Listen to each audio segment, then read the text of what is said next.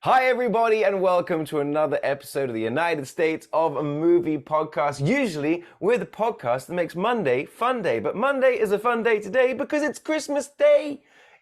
Merry Christmas everybody. I hope you're all having a wonderful time. It's a Christmas miracle, it is. It is indeed, because this is a very special Christmas episode where we are trying to find, usually what we're trying to do is to find a movie, one movie for each state in the United States. But this case, we're doing a Christmas special and we're trying to find the best Christmas movie ever made. And of course, I couldn't be doing this impossible task unless I had my amazing friends with me as well, my amazing co-hosts, Ryan Sandler. Welcome back to the show. You can't have Santa without Satan. Wait, what? What kind of intro was that? What the hell? Is that because I'm Jewish? Is that what that is? You're coming in hot, you fucker. Wow. Hey man, just off the top of my head, this is Christmas Eve morning. We're getting into these movies right now. How about Will? Will Hirsch, welcome back to the show. He puts the ho in ho ho ho. He's our That's such a better one. Oh man. I could have had that one, and you gave me the Satan line? Yeah, I'll take being a hoe over Satan any day. This man is back, baby. Guys, welcome back to the show. This is a fun episode. We're having a fun Christmas special. Two of us have been sick all week. You could probably hear it in our voices. But at the same time, we ended up picking absolute bangers. It was an absolutely supreme week for this podcast. And if you are one of those people that likes to watch movies along with this podcast, this week, you're welcome. Correct me if I'm wrong, this is the first episode we've done where we picked one movie that was also featured in another movie. That's right. Yes. That's right. It was, we did have some crossover in just this week's movies. And let's talk about that movie to begin with. Will, what is the movie that you brought to the table courtesy of your TikTok? Yeah, so I actually, if you follow me on TikTok, I ran a thing where I was like, I'm just going to let my followers decide what movie I pick. And it was neck and neck for a bit. There was, of course, a lot of diehards, and things like that. And, I think the meme of Die Hard as a Christmas movie is really played out at this point. It's one of those things where I'm like, I don't even think it's funny anymore. It's a Hanukkah movie. I love it. I watch it every year, but I was like, what else is there to say about it? It came neck and neck between A Christmas Story, which I hate. I don't like that movie at all. And It's a Wonderful Life, which ended up being the one we picked. And I'm so glad. It won by 3 votes. Ooh. So it came close. It was very interesting to me that one won because I've never seen It's a Wonderful Life. Now, of course, nor have I. Zeitgeisty, I'm pretty aware of it because it turns up in the movie that I brought this week. It turns up in other movies as well.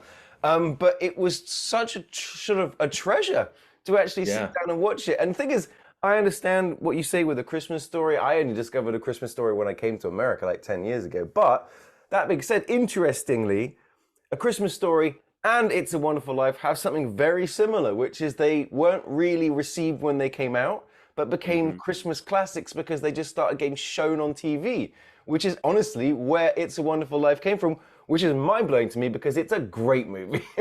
Yeah. Now, I always wonder, how did A Christmas Story become such a cultural phenomenon where I don't know if they still do this, but when I was younger, they would air it for 24 straight hours on Christmas Eve and Christmas. Yeah, that's why. Yeah, I think it was literally because It's a Wonderful Life was the same thing. It flopped, but then it just ended up being really cheap to re-air around Christmas time. To re-air Free, because of a clerical error. I think the copyright ran out. It fell out of copyright, because somebody forgot to renew it. So then it was in public domain. So then you could just sort of show it for free. Right. And once they started showing it at Christmas in the 70s, that's when everybody discovered this movie and it became a classic. Yeah, it was sort of like a Night of the Living Dead thing, where Night of the Living Dead also lapsed on its copyright, and anybody you can at home could go and release an edition of Night of the Living Dead, and you should. Free. And you And you should. totally should. Well, the interesting thing being, because when it came to putting on this movie, we all watched the original black and white version, but there are 3 different color versions, I think, now, Yeah, because don't it's watch any public of them. domain. Yeah, they're all bad. Like, don't watch any. Mm. They all are ugly and horrible. I got the 4K the other day and watched that, and man, Interesting. it looked really good. Yeah, that movie looked, I mean, the Yeah. light, it was incredible. Really, really great. I mean, directed by Frank Capra, came out in 90, well, it was done in 1946, and I was telling the guys earlier, I was asking if they'd seen this Netflix documentary. You know me, I love my documentaries, it's World War II, but it's called Five Came Back. It's a docu-series on Netflix. I highly recommend watching. It's really fascinating and interesting, but it was at the time that the 5 biggest directors in Hollywood were basically commissioned by the US government to go out and cover World War II, which is why there's this incredible footage of the Battle of Midway, because I can't think, Jonathan what's his face was one of the guys that was stationed there. But Frank Capra came back from war and decided to make the most positive, happy, uplifting movie he could come up with, and that is It's a Wonderful Life. Yeah, Yeah. and that's what I was saying, like, over the text, for like why it makes sense that this movie is so like life is great, everybody should love each other, because it's like, oh yeah, if you went over to Europe in World War II, you are kind of like faced with the most grim version of humanity ever, and you're probably like, yeah, I don't ever want to be anywhere near anything like that again. I tell you what, though, it's a great movie. But Ryan, now Yeah. granted, the Satan jab was a little a bit inappropriate, but at the same time, if your movie was in book form, it would be banned in Florida, and they would be chanting about Satan. Tell us about the movie that you brought to make Christmas sexy. Oh boy, man, I went with the 1992 Paul Rubens film Batman Returns. Hell yeah. I reached out to my follower, just the one guy. It's not on TikTok or anything. It's just a guy that follows me from the gas station, and he was maybe half penguin. I don't know. But, yeah, I He had picked a lot of Batman. goop coming out of his mouth. Yeah, this was a tough one because everyone has a very like a deep-seated memory about their like what Christmas means to them and what their Christmas movie is, and this one is near and dear to my heart. I remember looking forward to it immensely. If you were, if you're of our age and your 89 Batman is your Batman, you remember when this came out and it was such a big deal. Yeah. And boy, is it horny. Yeah. Wow. It And I is. think, like, looking back, because I was watching Edward Scissorhands the other day, I'm like, I think all of his movies are pretty fucking horny. Like, what's the Yeah. deal, Tim Burton? Tim They used to be, for sure. Yeah. And, Yeah. they haven't been Alice for a in long time, except for Dumbo. But Yeah. The Danny DeVito sex scene in that one was steamy. 1992's Batman Returns, Michael Keaton, Michelle Pfeiffer, Danny DeVito, Christopher Walken. And honestly, Will, you're talking about, the debate about Die Hard being, we've been there, we've done that. I think the bigger debate should be about Batman Returns, because it's massively a Christmas movie, as is It's a Wonderful Life, as is the movie that I brought to the table, 1984's Gremlins. That's a movie that opens with a Christmas song. It's all about Christmas. In fact, the main monster is a Christmas present. And that's what I was so happy about this week. I remember telling you guys last week, let's go out there, let's go a little unconventional. And it was the best week of movie watching. Yeah, definitely. Mm-hmm. Yeah. Any chance to get to watch Gremlins again, I just usually just take it. Like that, obviously I've seen Gremlins 2 more, just because Gremlins 2 is like just endless amounts of fun. It's just, it's just both like Rick Baker and Joe Dante just having the time of their lives, but man, that first movie, there's just something about it. It's just great. It's, Gizmo is adorable, and the story's fantastic. Gizmo, dark. Jackass. I love it. Voiced by Howie Mandel. Yeah. Yeah. Like, for me, Howie Mandel is just some TV host in America. You know what I mean? Famously from Little Monsters. Well, that's the thing, right? You say famously, but like that's a movie I became aware of. Bobby's World? No? No. This guy. That's what I knew as a kid, was Bobby's World. But I've seen Gremlins maybe 100 times, because it was with one of those VHSs that I told you guys about before that I had recorded off TV. But like Batman Returns, I think this is only like the 4th time I've seen it. I saw it in theaters when I was 11, and I remember this because it was rated 12, because it's a bit sexy. And I remember like I was with Phil Durham it was his birthday or something like that, and his dad took us to the movies. There was a group of us, and we were like sneaking in because we're 11 and feeling like really, oh my god, we're getting in to see Batman Returns. Which you go into that movie as a boy, and you come out of that movie a Batman. The movie's great. I don't know where to start because they were all so good. Let's start Batman Returns. Let's do it. That was fun. It's as soon as I put it on, Mrs., as some of you may know, is a massive Batman fan, absolutely gargantuan. But it turns out that she, I think, had the album when she was younger, the score, because as soon as it started, like even just the credits, Mrs. is humming along and she's playing the French horn version of this. And I'm like, do you know this entire movie by heart? She goes, yep. I was like, okay. But only the soundtrack. Yeah, only the soundtrack. But honestly, it was, for me, like I said, it felt like a very fresh watch because I don't know it by heart. What about you guys? Are you obsessed with this movie? I mean, I was at some point when I was a kid when this came out. Like, I think this was like one of the first ones where they merchandised the ever living hell out of this. Like every fast food place had a cross promotion for it. I had all the toys that included Batman figures that made absolutely no sense. You like scuba diving Batman and just weird goofy shit. Surfs Up Batman, yeah, it was just bizarre. Like they're like, just throw it all in there, just do it. And but man, I loved this movie as a kid. I had when these original Tim Burton Batman movies came out, there was a graphic novel to coincide with it, and it was more or less like frame by frame storyboard, super cool. And I was just obsessed with this movie. And what I love about doing this podcast, we always say, watching it with fresh eyes, I'm like, oh, I don't remember this very differently. Yeah, I agree. I also think it's incredible. It's such a fun time. In the back of my mind, I have been planning at some point kind of doing a Batman special, like to discover the best Gotham.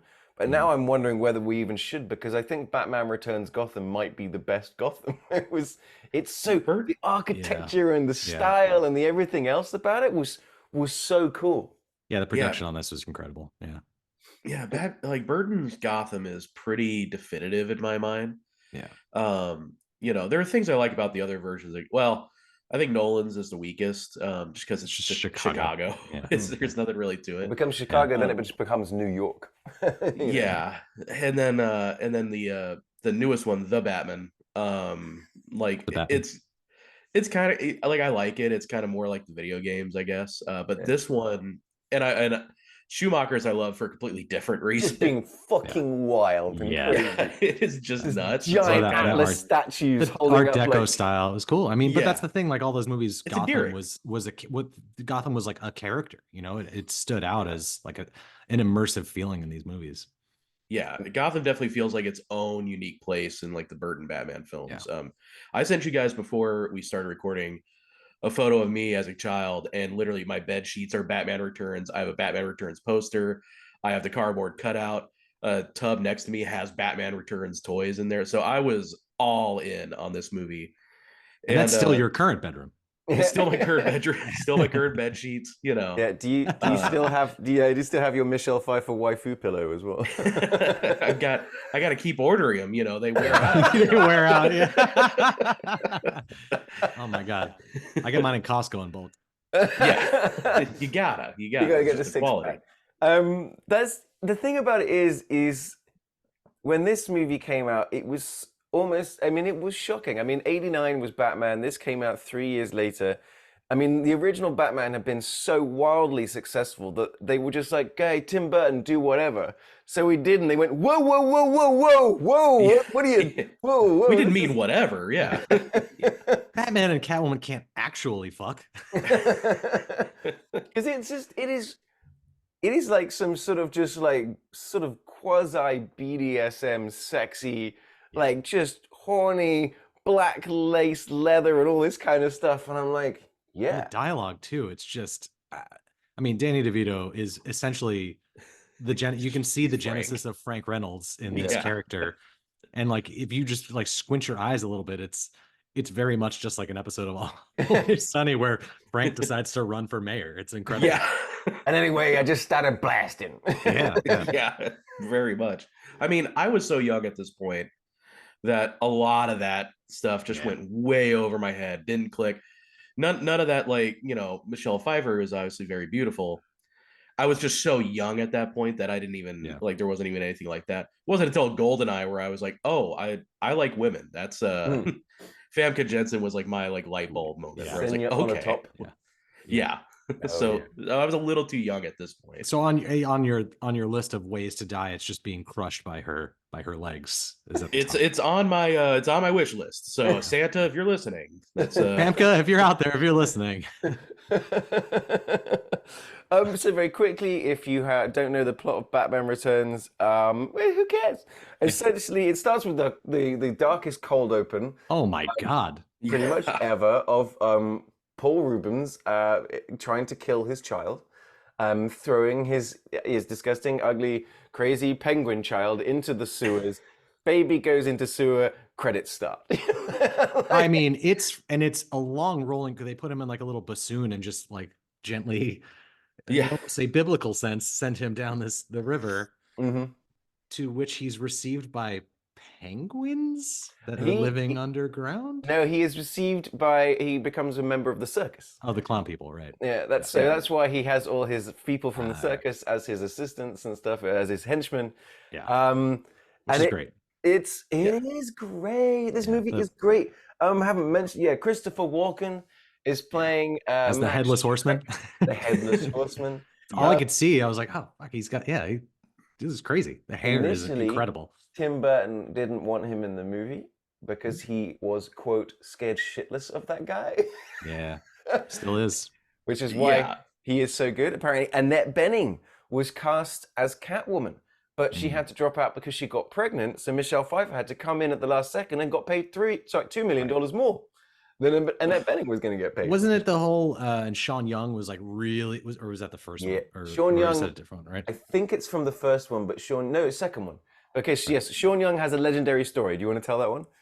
I just remember, or Will, go ahead, but you know. Oh no, because I think she was on like Ricky Lake or something. She was like on one of the talk shows where she like actually dressed up as Catwoman and was like kind of challenging Tim Burton to like cast her as Cat. Like she had a whip and everything, and it was definitely like, I think there were some other things involved. Like I think she was really like outside his office and stuff. Like she was really not just campaigning, but she was like stalking him. They said that's the rumor, is that she turned up on studio to meet Tim Burton as Catwoman, which like honestly with Sean Young, I would have been okay with it. Now you just make a series of TikTok videos and you have your own Netflix show. You're done. You're right.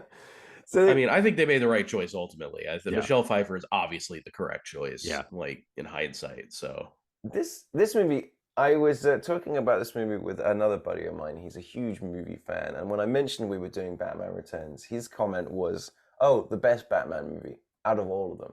He's like, "It's just the best one." And I was sitting there with Mrs. watching it, and I get that point because Batman Returns brings every type and everything of Batman and puts it into one movie. You've got the sort of 60s Batman-esque just like craziness of things, like all of those little crazy gadgets that the Penguin's got and the things like that. But you've got the crazy, dark, gothic sort of vibe and feel of the darkest any Batmans that you've seen. You've got the incredible production design when it comes to Gotham City and everything else. You've got the amazing Batmobile. You've got Elfman killing it. Oh, yeah. I think it is the craziest of all of them, and I think in that way, sort of like the best, because you've got remote control, rocket launching penguins. Brilliant! Bring it on!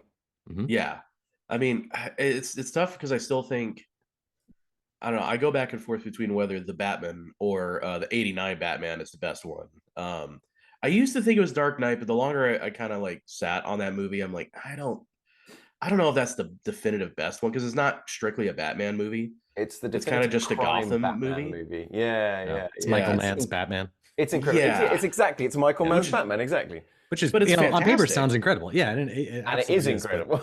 Yeah, but going back, like this is actually fun. Like I enjoy watching this one. You have that aesthetic of these wild and crazy villains. It doesn't take itself too seriously. I mean, you've got the gadgets. You got Danny DeVito just eating up the scenery and eating a raw fish and eating grabbing titties. It's incredible. And really wanting to eat most of the women as well. Apparently he stayed in character.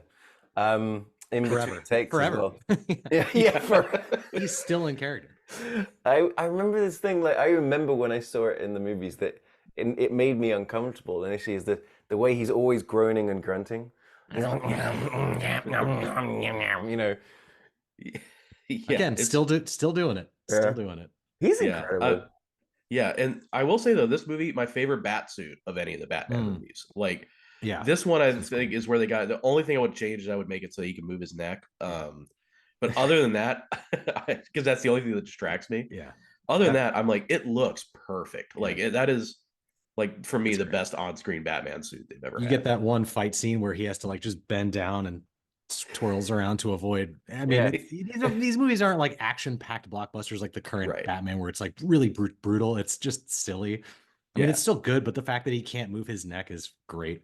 But my favorite thing about this movie, right after the open, the first time they run the bat signal, it's just Bruce Wayne's just sitting in his house, like he's waiting for it, and it has He's got nothing to do. Insane mirrors, the light hits in, it beams. Again, the movie looks phenomenal. That's incredible. And he up, he's like he's been waiting all day. He's like, finally, I get to go Batman.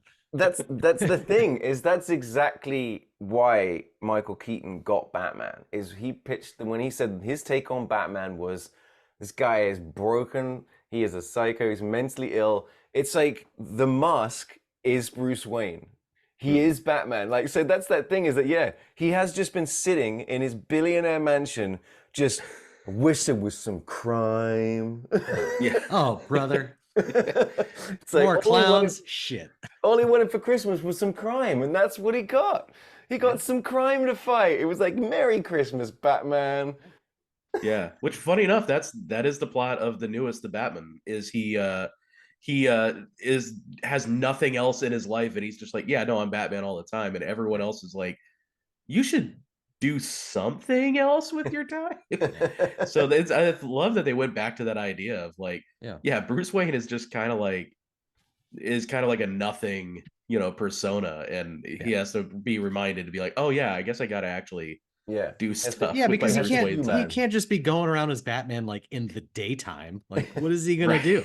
Go get coffee? Like, what? He's gonna listen to Nirvana. That's what he's gonna do. Hell yeah, just that one song. Just that one song. Over and over again. So there is actually a plot to Batman Returns. Essentially is that, the Oswald Cobblepot, the Penguin, he comes back. He kind of is running a bit of a gang. He teams up with Max Schreck, who's a bit of like a mover and shaker. He wants to kind of like be powerful, but what he's trying to do is just steal power from Gotham and make money. It's just rampant capitalism. Catwoman is created through a very violent death. She was Max Schreck's assistant, and then I remember that being so jarring in the movies when he pushes her out the window. That's great. He's like, he really is. Like, you can see why Tim Burton would be like terrified of him. He, in that moment, he is like, you really, even she's like, she's crying, but she's laughing. She doesn't know what he's going to do. And then he just throws her right out the fucking window. Yeah, and then she kind of becomes Catwoman, and you know what? You don't question it. You don't question the what about Catwoman, that she does appear to have 9 lives kind of thing. It's more just, it is what it is. This movie just goes, it is. Just shut up and enjoy the show. And you're like, okay. She flies out the window, smashes through all of these awnings, and then and falls into an alley. She doesn't explode like a watermelon like you would think.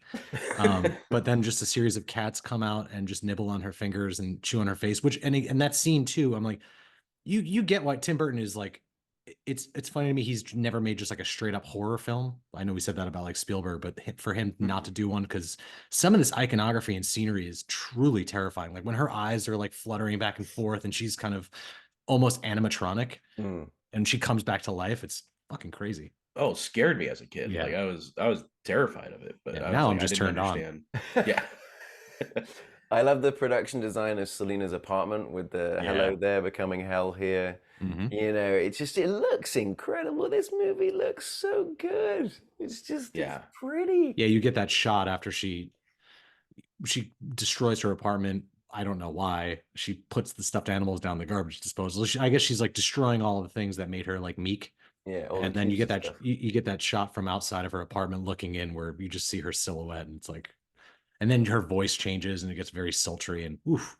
Well, this was a I was Sexual just reading awakening. something about that. So, because of her Catwoman suit, she had to essentially be vacuum sealed into it, which gave them a limited amount of time to get sort of the stuff done because she would She couldn't start getting breathe. lightheaded.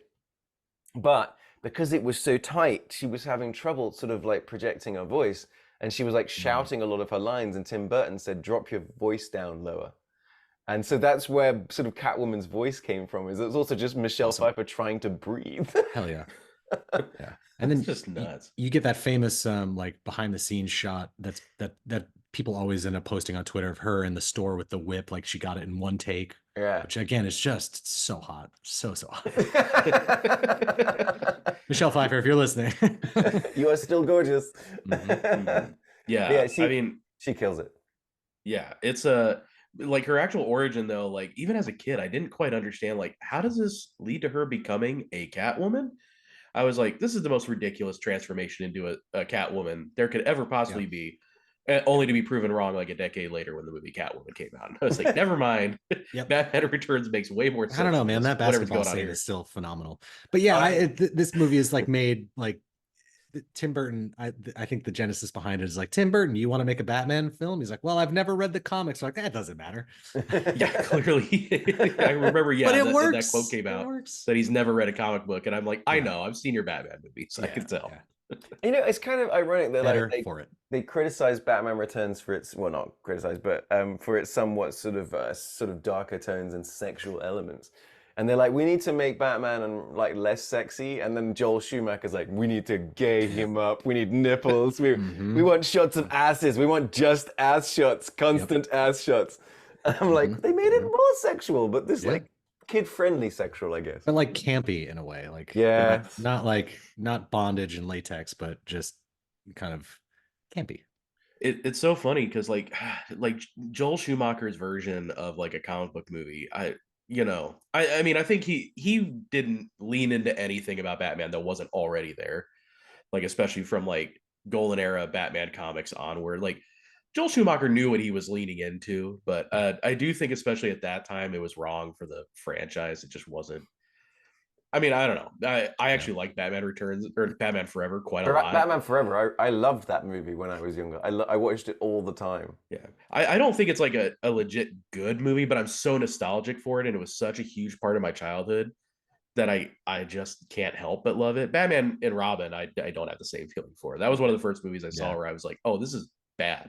Yeah. But yeah, I always feel bad that Schumacher gets like shit on quite a lot for that movie. But like it's hard following up Tim Burton because like his vision is so iconic, and especially back then when Tim Burton actually tried when he was making movies, put some effort in. It's just like, it's just hard to compete with somebody who's got that much of a vision, that much craftsmanship. Yeah. He knew what he wanted. That's the thing, like, and I know what you mean. I kind of try to put my finger on the moment where Tim Burton stopped being good in my eyes. Like, I think everything after, including Alice in Wonderland, I think have just, I think I remember, like, I liked Big Fish. I think Big Fish is great. That's my favorite Burton movie. I thought that was like a good movie, but I can't tell you any other. Like, I didn't bother going to see the musical Cutthroaty one. I did just after it was like the set. Oh, we're casting Helena Bonham Carter and Johnny Depp again, are we?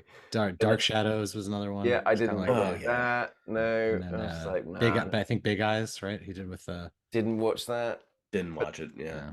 It just that's the thing. It's just it used to be but like Beetlejuice 2 is coming, so get excited. Oh he fucks man, in that one. They've got Keaton back. And we did get Keaton back in The Flash, and we also got George Clooney back in The Flash as well. So we don't even bother seeing The Flash. Yeah, we don't have to talk about that. So no clue. I have the action figure, the Keaton action figure from that movie. Oh no, never seen the movie. I don't care. I'm not gonna watch it just for Michael Keaton. It's like a Batman movie that features The Flash. It's awesome. I'll watch the 8-minute like compilation on YouTube, and because that's what I did. Yeah. And Supergirl as well. Like I like the actress who plays Supergirl. Yeah, she's great. She was. So I'll watch those scenes and not the rest of the movie. Yeah. Now the DCEU is it's dead. They're done. It just died this week. It died this week because the release of Aquaman and the Fallen Kingdom or the Hidden Kingdom or something. I don't know. I read one of the funniest takedown reviews. I think it was the Telegraph. It was just It was such a mean review. Straight to Tubi. It's essentially the DCEU ending on a wet fart. Yeah, it's a shame, but on to new things with James Gunn. I'm excited to where they're going. I think they should just bring Burton back, baby. Let's do it. Do it, actually. Do want to, give us the third Batman movie. Like with an old Batman, bring Michelle Pfeiffer back. Give us it all. We want the lot. This movie, I just from plot to plot, from moment to moment, it is completely Christmas. Left, right, and the center. It's constantly Christmas. It's always snowing. Gotham in the snow. Batman in the snow. Brilliant. Why didn't I ever think of that? Just this guy in his iconic outfit and you've got snow everywhere. Makes Batman look even cooler. Yeah. And now they're talking about doing right after Matt Reeves' The Batman came out, people were like speculating, the next one, because the first one's like all red and dark and Halloween-y, the next one's going to be icy and cold, and maybe it's going to be like his version of Batman Returns, this winter kind of film. Which I think he's going to go for Arbor Day instead. I think he's going to go with like one of the lesser known holidays. Labor Day. Or you do summertime where you get Batman with the cowl, but he's wearing like swim trunks on a surfboard. Yeah.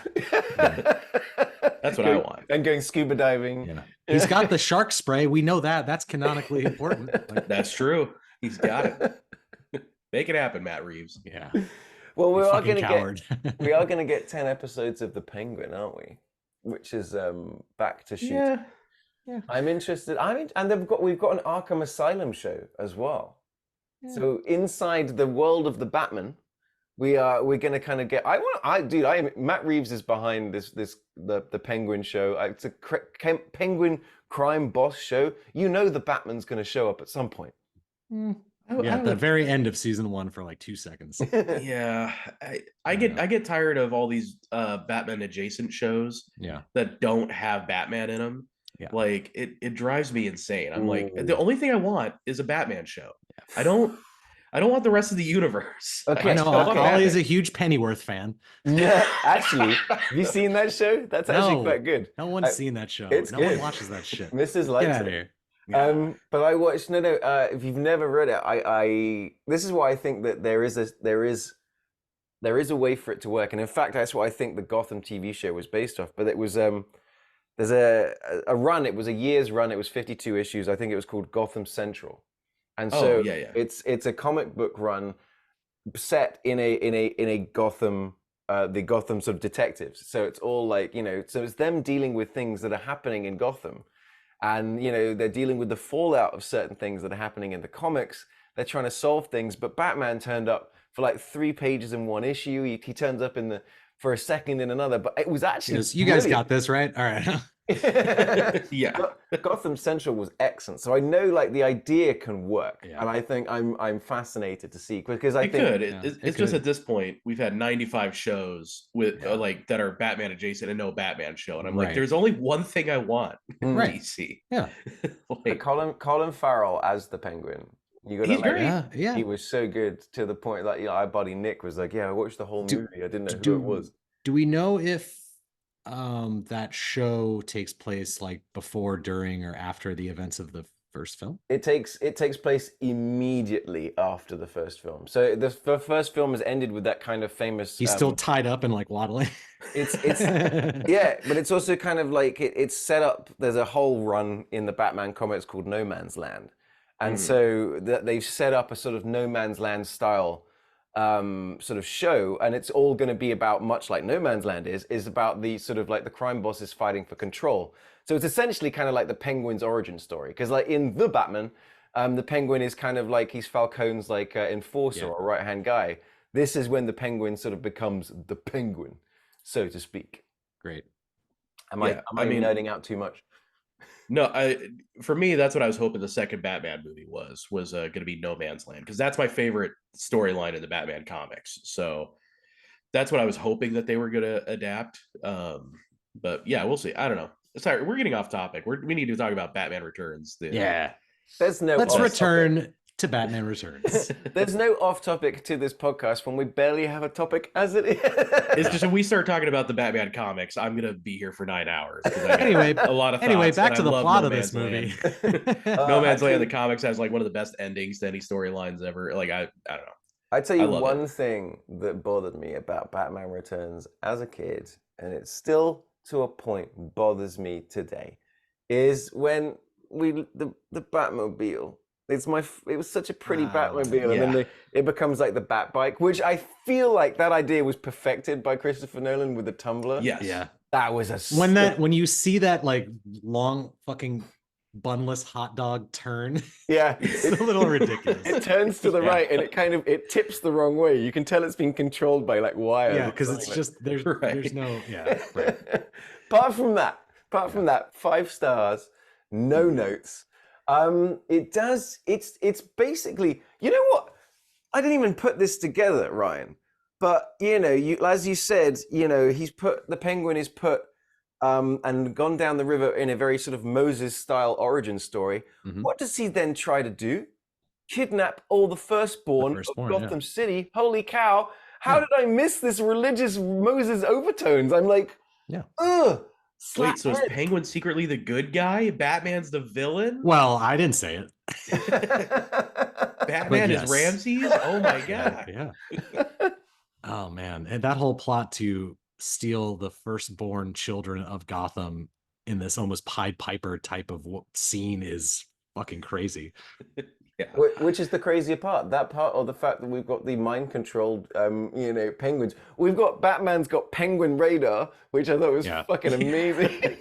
Phenomenal. And I love that they used real penguins, animatronic penguins. They had short people in penguin suits that would, because at the end when they carry him, the penguins are fucking gigantic. Yeah. I remember having that thought as a kid. I was like, those are gigantic. But I will say, only one of these movies made me cry at the end. And it was this one. And the penguins are like dragging him into he's like, I need a cold drink. And the penguins like drag him into the water. I was like, oh, they're penguin daddy. He's dead. It's interesting enough. So they really wanted to use real king penguins. The only tame ones in captivity were in the Cotswolds in the UK, right? They were flown to the States, given their own refrigerated trailer and swimming pool with half a ton of fresh ice every day, and had fresh fish delivered straight from the docks. Even though... So the set was also refrigerated down to 35 degrees, had round-the-clock bodywork guards, but they said the birds clearly enjoyed their experience, as following their stint in Hollywood, most of them mated and produced eggs, a sure sign of contentment. So these were like luxury penguins. They were just living it up in their trailer. And it was like, they even said that one time while they were trying to get them all, they realized one was missing, and they found it cuddled up with one of the animatronic ones. Oh. So you're positing not only is this movie horny for humans, but it's horny for penguins as well. It got penguins horny too. It gets everybody horny. Give me that like David Attenborough narrated nature documentary. And you mentioned the penguins were flown in. I would love to be like on that flight, just full of penguins. Incredible. You feel like you'd have to be wearing a tuxedo. Well, I mean, obviously, you give me this is what I want. Give me the plane with all these penguins. Get me Amy the gorilla from Congo on one side, drinking a martini. Get me on this flight. Amy like penguins. I love you keep referencing Amy from Congo. The least it's the only other animal thing in the history and of then movies. Maybe you look over and there's like Scooby-Doo dressed as an old lady from the Scooby-Doo movie, which is troubling to even mention. This is the best flight ever. Yeah, fuck yeah. Party flight, baby.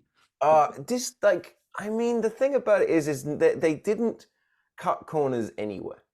Every single character's outfit, all of the costumes, the theatrics of everything. Even Danny DeVito as the Penguin looks incredible as that sort of Oswald Cobblepot kind of style. That's when I think when you think of these iconic Batman characters, that's where my mind goes to him as the Penguin. That's what I picture in my mind's eye. And what's wild is this is coming off the back of Jack Nicholson doing an absolutely fantastic Joker. The 89 Batman being as what it was. For them to in the sequel, I'm annoyed they didn't make the third one, especially after rewatching this. I'm annoyed they didn't let Burton do 3 because this one is so good. And I get why Warner Brothers panicked, You know, I get that it was a bit too dark, it's a bit grim, it's a bit violent, it's a bit sexy, and you're trying to sell Happy Meals to, you know, to Ryan and Will. You know, you're trying like. But it worked. I bought all the toys and all the Yes, Happy yeah, Meals. same. Like, you know, whenever I hear like, oh, they did a huge marketing blitz and then the studio got scared about the lagging merchandise, I'm like, I don't know what you're talking about because I literally had all of it. Right. Like my birthday party had like, you know, Batman Returns, like party favors. You know, I had the T-shirts, like all the Happy Meal toys. I don't know what they're talking about. Like I felt like I could not buy more merchandise because I had bought it all. It's that word that started getting used a lot when people start talking about the Schumacher Batmans, which is the toyetic. Like it's basically, you know, the production, that part of the making this movie is you've got to make toys. There's got to be a this, there's got to be a that. There's got to be a this outfit, a that outfit, because we're going to be selling the shit out of toys. And I understand that is a part of the business side of the movie business. You know, well, the Schumacher one's the reason I still have a Batman credit card. Don't leave home without it. The fucking 6.9 APR. Was the expiry? It says forever or something like that. You know, yeah, something. Yeah, it's like, oh my god, don't even get me started on that. You get so your Batman gets sort of framed. I thought that was kind of like, I forgot that they kill Miss Gotham. I was like, oh damn, that was kind of like hard because she was like, she's so what was it like? She's rehearsing. She goes, the lights come on, press the button. No, that's not it. That's not it. She goes, oh, press the button, lights come on. She just played off as such an idiot. And then she's like, you know, I'm more than just a model. I'm an actress too. She's like, is that a camera? This woman is very dim. Yes. She but is. There's a little bit where, because Danny DeVito walks in as the Penguin, and next to him is the poodle lady who, I don't know, maybe the most developed character in the film. But her little poodle has the Batarang, which that device is insane to me. Beep, beep, beep, beep. Like he's got to program it in, and very cool. Definitely wanted that. Like if you could get a movie prop from this, that would be awesome. But the dog has it in his mouth, and there's a bit where Danny DeVito tries to grab it out of the dog's mouth. He's like, won't let go. Yeah, it's great. Great poodle acting. Yeah, the poodle lady, the unexplained sort of poodle lady that becomes like his announcer at the end. Yeah. 5 minutes to launch, and then she does that very dramatic. The fade away. It's back into darkness when he gets abandoned. Very Burton. Yeah, I love it. I feel like that was very inspired by Frank Capra in It's a Wonderful Life. There's some theatrical lighting going on in that movie as well. The culmination as well is like when it kind of comes to the end of this movie, it's not some, you know, throw down knuckle dragging fight, is it? It's just kind of like talking and communication, then explosions and stuff like that. But like, there's no big fight between him and the Penguin. There's no real fight between Catwoman and Max Schreck. It's like she you know, takes the taser and just like electrocutes Schreck. That reveal of Shrek's like, where he looks like Marv from Home Alone. Yes, exactly. Yeah. I love that so much. It was awesome. But yeah, I think again, like, I don't know how much studio interference there was, but much like Teenage Mutant Ninja Turtles 2, like they really had to kind of water down the like fisticuffs, so to speak. Like there's, I mean, I guess this definitely has some fist fights, but yeah, the ending of it, like the Penguin's taken out by bats. He just falls to his death. And then you have Max Schreck and Catwoman have the hottest kiss ever. Yeah, it's electrifying. And, I mean, there is in this movie though, Batman does definitively blow somebody up with a bomb. Yes, like, so he kills. I mean, when I love all his like very convenient gadgets, where when he first shows up, that first scene where all like the circus gang, he pushes the button and the little things come out to hit the motorcyclists, which had the coolest helmets I've ever seen. Yeah, those helmets. Oh yeah, so awesome, cool. So cool. The production design, the costume design, it's so iconic in this movie. But it's just he definitely kills a lot of people. Yeah, I mean, he turns the Batmobile around and sets that guy on fire. It's like, you know? Well, he was already eating flames, so it's fine. Yeah, what do you? He pulls the sword out of that guy's fucking that mouth. bit's great. That was awesome. And doesn't use it. that totally ruled. Yeah. There's so much that rules about this movie. That's what I mean. It's like I feel like it needs to be a bit more in my rotation. It needs to be one of those movies I know shot for shot. Well, every year it's going to be. It's going to be a new Christmas tradition, and it's like I said. The only thing almost missing is there's not just like sleigh bells going through the whole movie, with the Right. Batman theme, but there is a bit. Yeah. It is super It Christmas. does have a Christmas, like the soundtrack does have like a Christmassy tinge. Yeah. Yeah, for sure. The last thing I'll say about this movie is it has my second favorite scene of any superhero movie. And that's like during the ballroom scene where Bruce Wayne and Selena Kyle are dancing and they're having like this kind of flirty, dangerous dialogue back and forth. But I love the moment when they both realize who each other are. Mhm. Yes. And they're both like she realizes he's Batman and that she's Catwoman, and they don't know what to do. At that moment, they don't know if they need to start fighting. I love that. It's just so well That's acted great. and so well written. I absolutely love it. I was Well, like, like it's the non to sort of like we were texting about it, but like they turn up to a masquerade ball. They're the only ones without masks, but they're wearing Yeah. their masks, which is their characters, which is their not Yeah. superhero characters. And that whole scene plays out great because it's like they say the same things that they've said to each other as Batman and Catwoman, but reversed. They say each other's lines to each other, and they just like you're saying, Will, they have that moment of like dawning as like Yeah. And you can see like as the words are coming out, they're like, oh no. yeah, Yeah. But you get that scene earlier on where, he invites her to his mansion to eat cold gazpacho soup. I don't know. And they both sustained injuries. Like she gouged him in the chest, the abdomen, and he napalmed her arm. Like he threw this like blue goo on her and just fucking melted her flesh. And you get that scene where he's like gently caressing her arm, and you see this just mangled, gross. Oils. It's like, oh, She's like, I gotta get the hell out of here. And she's like, I don't, Alfred. They get Alfred in the middle, which is great. yeah. He was so good, iconic Alfred. Yeah, well, he Yeah. lasted 4 movies, and then you got stuff like his secret Batcave entrance is like press the button inside the thing, go inside the what are those things called? It's Iron Maiden. Oh, an Iron Maiden, yeah. Yeah, Oh, yeah. and then and then you cut to him getting into the to the Batcave. How? By slide. Whee! Yep. Yeah, obviously. that is absolutely how I would go into my Batcave. Yeah. It's just, And Alfred's like, yeah, I'll just take the stairs, sir. Yeah. Oh, yeah, one of us has to take this seriously. we have to talk about how, like 2 or 3 times in this movie, things are saved by judicious usage of CD-ROM. Oh well, yeah.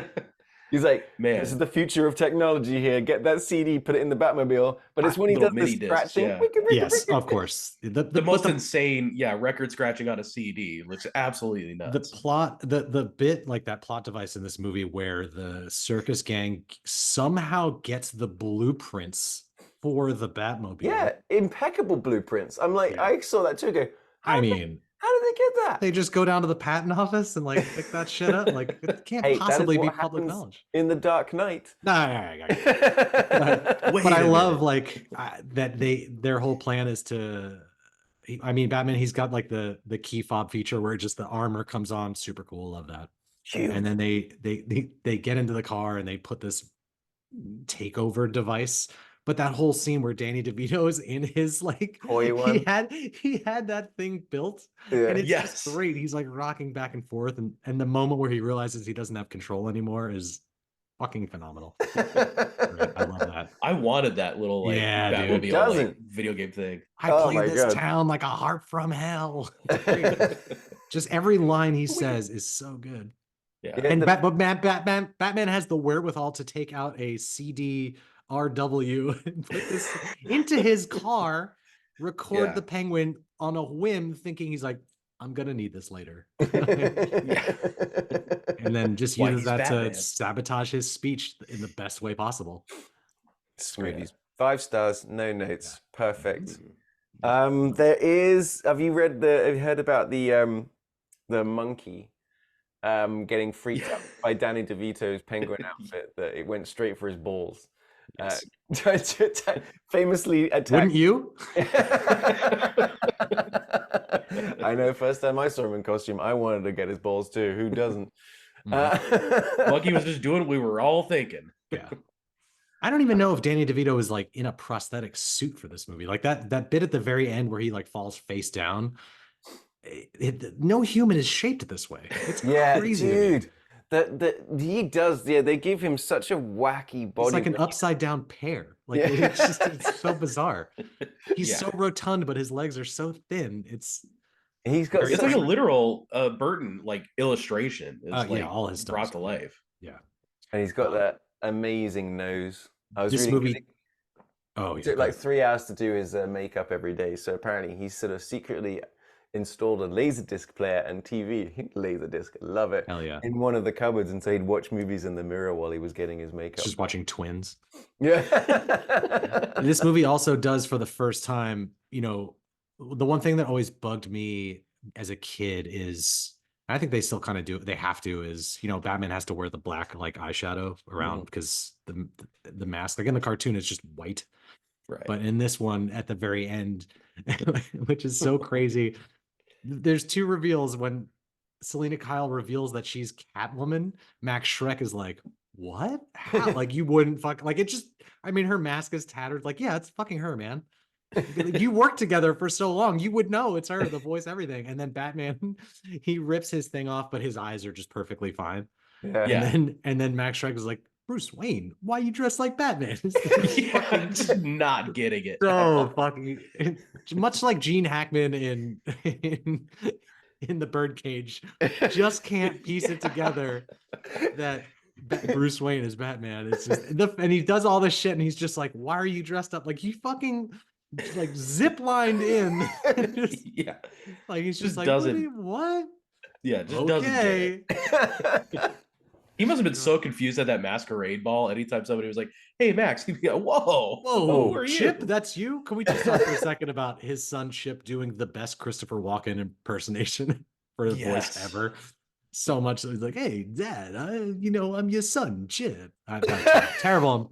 But 2 things. One, Christopher Walken's mask at the masquerade ball was phenomenal. Had that big hat thing with the eye. But then also, yes, his son Chip, who I was like just convinced it was the guy from Stone Cold. You kept saying that. Which guy? The lead. You thought he was Stone Cold. Yeah. Oh fuck! Better movie. I think any movie is gonna be better with him. Like, God, I wish we were watching Stone Cold right now. I'm just thinking he would have been like a great like henchman or a heavy as like. Oh, exactly. That guy. I feel like I've seen him in something else, but that guy's got such a look. He does look like just a slab of meat at the same time. Just like an Easter Island statue. Yeah. Oh man, this movie's great. And then, but then you get like the ending of this. There's like a little epilogue twist where which I think they had to reshoot because Michelle Pfeiffer, they like had to come back sometime later and reshoot the shot of like her lifting her head up, looking in the. Oh yeah, light, right? Yeah, because like that's not her. That's like a stunt double or something. Yeah. I was interesting that because I was Sean Young. Yeah, she snuck on the set that day. She just got into shot quickly. Oh, fuck it, keep it in the movie. Well, that's because that's that thing is that because I don't remember, so I didn't remember. So I was like, all right, do we get any little sting? Do we get like a thing that Catwoman's still around? Because you get that, you see her shadow. And then, and then Bruce goes down and finds her cat and takes her cat home. And it's like, he claims her pussy for his own. But like, you get that sting at the end of the movie that I'm like, where's the third movie? Yeah, and this was before, now you get these mid-credit and post-credit scenes and like fucking everything. It's like the only reason to go see a Marvel movie is to be like, oh, I don't care about this. I want to know what's next. And you get to the fleeting feeling that what could have been with a Burton Batman 3 if Samuel L. Jackson had turned up. I'm putting a crew together. Called the Batman Initiative. I'm justicing together a league. If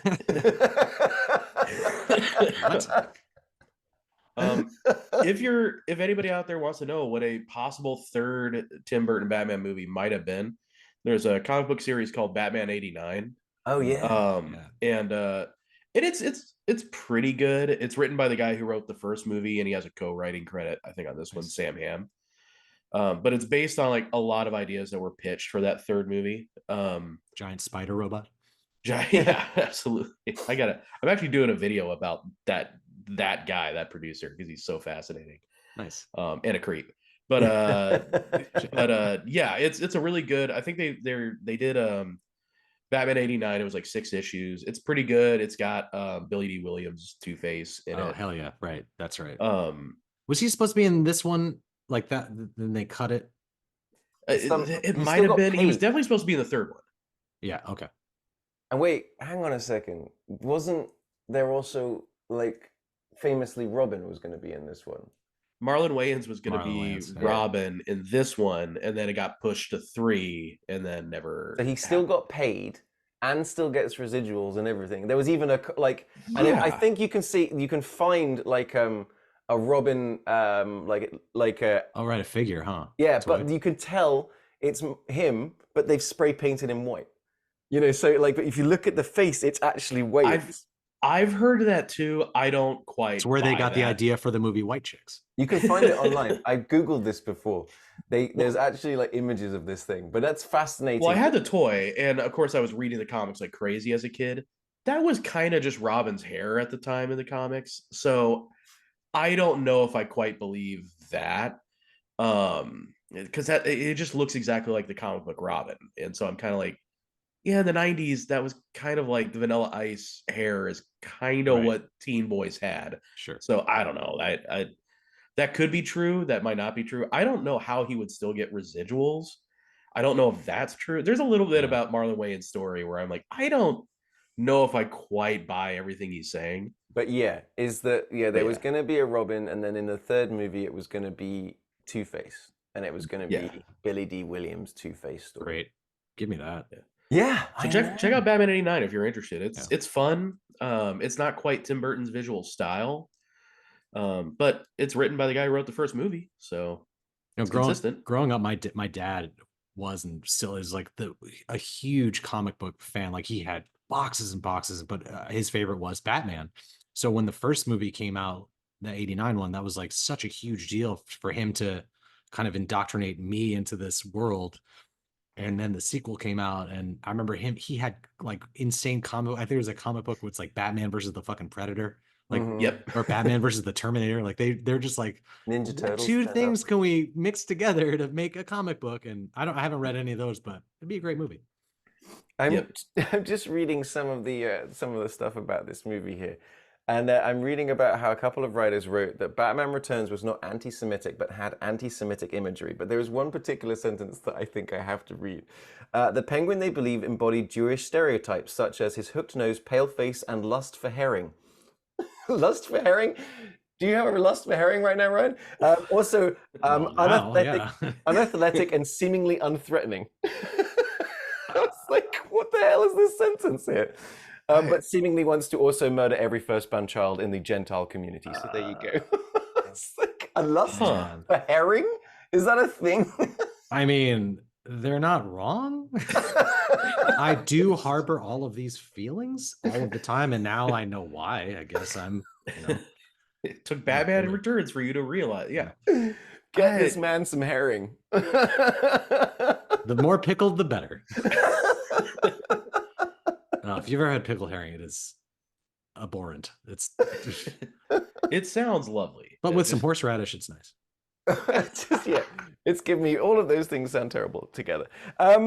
Anything else from this movie we've forgotten to talk about? Anything else that's glaring and staring us in the face that we have forgotten? Man, I mean, it's such, if you, for some reason, it's so funny to me, like people, you either have like a really fond memory and like love this movie, or you really think it's a shitty sequel to the original 89 Batman, but I give this one a shot. I think I enjoy watching this movie. That's a good question. All right. So, which one's better, Batman or Batman Returns? First one, not even a question for me. Really? Like, first one better. But I really, really, really enjoy this one. But no hesitation. First one's better. The first one did create many Batman fans. First one has Bob the Goon, and you can't do better than Bob the Goon. The first one I was just absolutely obsessed with, and you guys know I designed like a poster and a t-shirt specifically for the 89 Batman, and I had the trading cards. Like I was obsessed with that one. This one, I think I was a little bit older and I was more obsessed with like the toys that had come out for it than the movie itself. But watching this now, still the first one is just, you can't top Jack Nicholson and as the Joker. And I guess Jack Nicholson's Joker Prince. is so funny, and I don't think it didn't quite hit me as a kid, but now when I watch like the movie and hear his line deliveries, he just cracks me up. He's so funny. Yeah. I honestly I agree, Will, and I find that my appreciation of Batman and Batman Returns has changed as a man, not a boy. Like watching them, I go, wow, these movies are actually really good, like in a way that I didn't realize as a kid. Because as a kid, you're just going, cool, Batman, cool, the Batmobile, you know? Yep. Yeah. Like, and I'll say this for Batman Returns, another positive for it. No, Batman's parents getting shot in an alley scene. Like, no, thank God. No, you get the reverse where the parents get rid of the kid, kill their kid, their penguin child. What happened to that boy? Like, how did they spawn a penguin child? A little, crazy, with little flipper hands and Yeah, I mean, God. honestly, maybe they shouldn't have lived in such a gothic place. Even their stroller. Like it's like something out of the Addams Family. Addams Family, yeah, for sure. Definitely very, very similar production design. Oh man, great movie. So there you go. I loved it. But I love it. This is a great rewatch. Wall to wall Christmas, Christmas presents, Christmas trees, snowing, all kinds of stuff. The Ice Princess falls into a giant present box that then explodes. Yep. With bats come out of the tree. It's great. Perfect. Yep. Perfect movie. I need to get like a Batman ornament or something for my tree. Actually, I do. I've got downstairs. I got them last year. I don't know who got it, but someone got me I've got batarangs. So, but they're from China, right? So they're legitimately sharp and dangerous, but they've actually got a little thing so you can hang them in your tree. Even better. They are. Yes. Legitimately, if you threw it, you're going to blind somebody. I actually use it to cut open. I use it to cut open all the packages. That's how I get into my Amazon packages. Are you also wearing a Batman mask while you're doing that? Maybe. I don't know what you're talking about. Okay, I could talk about Batman Returns for another full hour, but let's move on. Let's bounce into my one. Let's bounce into my choice, which was such a joyful watch for me. Another movie I used to have on VHS. I've seen it 100 times, but I have not seen it for a long time. And it was like a walk down memory lane. Let's get into 1984's Gremlins. Do you guys have a similar relationship with this movie as I do? I think Will and I are probably on the same wavelength. Like we both watched probably Gremlins 2. So, I mean, I definitely did. I watched that movie so much more just again because it was on. And it was just, and then to go back and watch the original, I was like legitimately scared of it. Like it was just a scarier tone. Like Gremlins 2 is so funny and just comical. And Gremlins is a kid's horror movie. Yeah, it's dark. Yeah. It's definitely, there's a lot about the first movie that's like, tonally really dark. It's even when it's like, oh, Gizmo's kind of cute, it's like lit kind of scary. And he gets wet and that shit shoots out of him. It's fucking horrifying. The effects on this movie hold up. Hold the hell up. This movie, this movie is the reason that for about 4 years of my life, I took a running jump onto my bed. I did never let my bare foot be near the underside of the bed because I'm waiting for this, like this little gremlin hand to come and scratch my foot. No joke, 4 years, jumped onto my bed just in case there was a gremlin under it because that's how the movie ends. You might want to check under your bed. You never know. There might be a gremlin there. Or it might be Howie Mandel. Who knows? Either way, pretty terrifying to find one of those under your bed. Oh. Absolutely. But this movie starts like it has we have the cold open, don't we, which is like the dad's story in China when he's narrating it, which is I always forget about that it starts with like his narration and he's going through, and it's a China, he's not in China, it's Chinatown, but it's not like any Chinatown I've ever he's not in the movie Chinatown starring the Joker, Jack Batman. No. But it looks like Matt Reeves' Gotham. Like it's the way it's lit and it's kind of rainy and it's just it's smoke. You could just put some spinners in the background and you'll Blade Runner. Definitely. Just better movie. It starts with the voiceover. So that guy has an amazing voice, and I was like, "Who is this guy?" I didn't realize a legendary, like a singer-songwriter. Hoyt Axton is the guy's name. He's awesome as Peltzer So good. So in so this good. movie. Yeah. And it's like the thing is that this movie is scary, but it's also funny in places. Not funny like Gremlins 2 is funny, but Right. funny, and still there are weird moments and wacky moments and strange things and background jokes, like, and cameos and things like that going on that we're all texting each other Yeah. going, wait a minute, was that Steven Spielberg? Wait a minute, did you It really did. Yeah, definitely Yeah. felt like a Spielberg adjacent production. Right. It was one of those movies that is, so it's a Joe Dante movie written by Chris Columbus, who he famously did sort of 2 Harry Potters and Home Alone. But then, produced by Spielberg. And it was a time when movies were like that every summer there'd be either a Spielberg movie or Steven Spielberg Presents. And he was just, his name was all right, I'm going to go see it because it's a Steven Spielberg Presents movie. This wasn't this wasn't an Amblin movie, was it? I don't think so. No. No, because I don't think he had that kind of power at that point.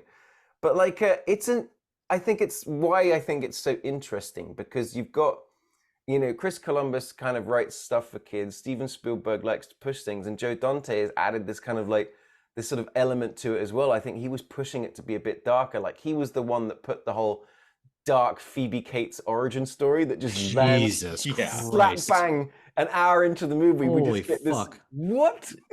You get a throwaway line earlier on. They're talking about Christmas, and she just explicitly states how much she hates Christmas. And you're like, that's strange. I wonder if that will come up later. And boy, howdy, does she lay on this monologue that just fucking goes hard.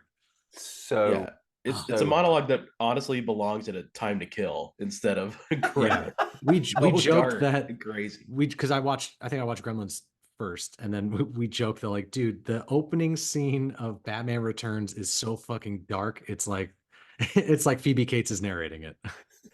Yeah. We just had, by the way, if you watch the show, you've seen this before. We just had another one of Ryan's mystery. If I gesture, did you notice that it was thought bubble came out of your head?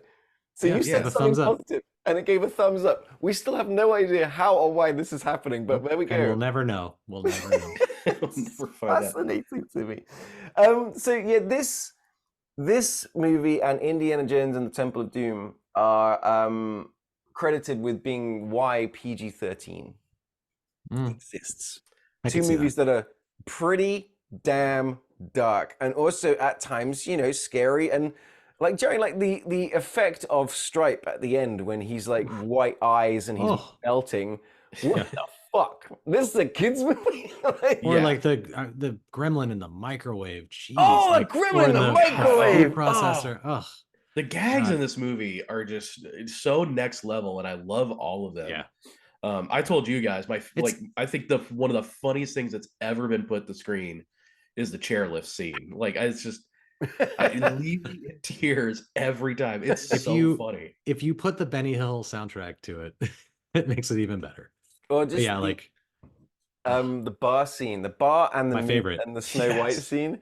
You just got it's like that was they said, guys, when it came to the sequel. Much of as everyone has seen the Key and Peele sketch. If you haven't, Google it right now. The Key and Peele Gremlins 2 sketch is the best sketch they've ever done. Yeah. But the bar scene, I think, as Joe Dante just said, look, we're going to do that for 90 minutes. Let's just do the bar scene, the characters. You've got you've got the flasher, you've got the one with the wig wearing the lipstick, the proto-sexy one. They got I love that they all have that's what's so great about it, is that they all have, you kind of get that as the movie progresses. All of the gremlins have their own individual personalities, and then the sequel really takes that and runs with it, maybe to a fault. I don't know. You get the one really dumb gremlin with the fucking googly eyes. That's the one I always wanted an action figure of. And he just goes that's it. Pretty much. The entire personality is that. Are you telling me you want to create a gremlin made exactly out of electricity and it travels through the phone? It's in the movie. That movie is crazy. Vegetable gremlin? Yeah. But, just in case you're one of the people in the world that's never seen the movie Gremlins, essentially while in Chinatown, This guy Peltzer is taken by a guy that's definitely not Short Round from Indiana Jones. Oh yeah, Temple of is he wearing Doom. the same hat too? This is what I'm talking about. Yeah. It's I almost thought so, but like I don't know why they didn't get Ke Huy Quan to just play the role quickly. But he's looking for something interesting for his son for Christmas while he's trying to sell this Peltzer inventor thing. He hears Bathroom buddy. singing, opens it up. It's a Mogwai. I gotta have it, and he takes it home. But without question, he's like, I need this Yeah. insane animal to in bring my home house to for my my son for child. Christmas. And there are 3 rules. Never get it wet. So I guess like what are they? They just don't drink water or I guess. bathe.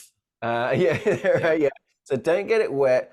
Keep it away from bright light, especially sunlight. It'll kill it, and never ever feed it after midnight, which has always led the. Well, what if you're in a time zone? What if you go from one place? It doesn't matter. It's just the rule. Yeah, I always wondered. And technically, it's always after midnight. Right. You know? Yeah, I always thought that too as a kid. So he takes it home. The effects of Gizmo, the effects, honestly, of all of them, but like just the face acting of Gizmo, the animatronics of the small Gizmo, the animatronics for the close-ups, which were much bigger, the expressions, the tongue, the mouth, the saliva. I mean, you'd be convinced they were real. You honestly would when you're watching it, and then when you combine it with the acting of Zach Galligan, you've got Corey Feldman. Young Corey Feldman turning up as well. A young Donatello. It's so good. And we were watching, I was having such a good time watching this movie as well. I love all the even like the B characters. You have the cranky old lady who's like the wealthiest person in town, an allegory for Potter, probably. We'll get to that later. I love his neighbor who has a bigger role in the sequel. The neighbor and his wife. Yeah, he's great. Yeah. The guy. That's why you buy American. That's why you buy American cars. Really just. I love Dick Miller. If you guys ever see it, there's like an outtake from The Birds where it's Dick Miller and Corey Feldman, and it's like right before they roll action, and Corey Feldman is like being weird. Corey Feldman, like jumping, bouncing around, like trying to like, I don't know, annoy everybody. He's just like yapping about something, and Dick Miller's just sitting there for a moment. And after a while, he's like, "Kid, shut up and just say your lines." And just Corey Feldman just like deflates. And I'm like, God, I love Dick Miller. I miss that guy. I love that old curmudgeon-y actor who's just like, I want to read my lines and just go home. He's great in this movie. I love when they kill Mrs. Deagle. I mean, like, so one, you're happy about that because she's a dick, but then you hear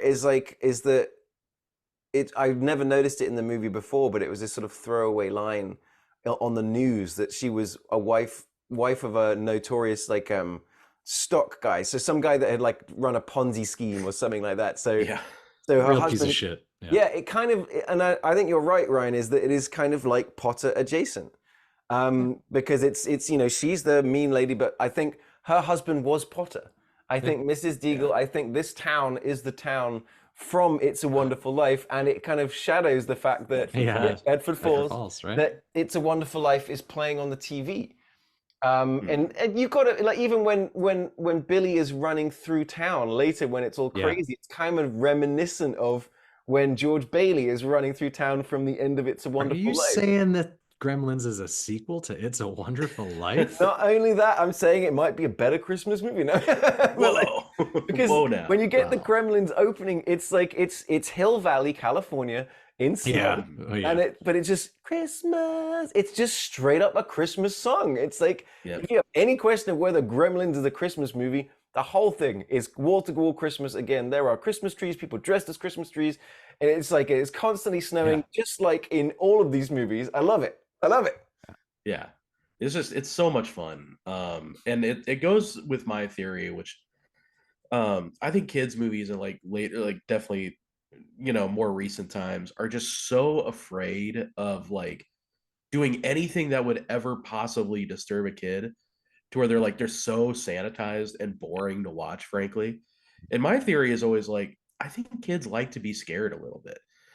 Batman Returns, we were just talking about, there's some like really kind of like shocking stuff, and I loved it as a kid. And more recently they did that first Shazam movie where they had like monsters as like a big part of it, which were actually like kind of scary for a superhero movie. And it hit. People loved it. They got a horror director to make. Yeah, they got a horror director to make that movie, and it's with David's, oh my God, I forget his Pony Smasher on YouTube. Follow him. He's I was about to phenomenal. say, yeah, I don't Yeah. remember his actual name. But David Sandberg, I think. It's funny you should say that actually, because I remember because my son, as I've told you before, doesn't like to watch movies the first time. He likes to watch movies the second time. But we were like, we wanted to go and see that Shazam movie because there was really good chat about it. And I was like, no, buddy, don't worry. It's going to be fine. Good guy wins. Bad guy's going to lose.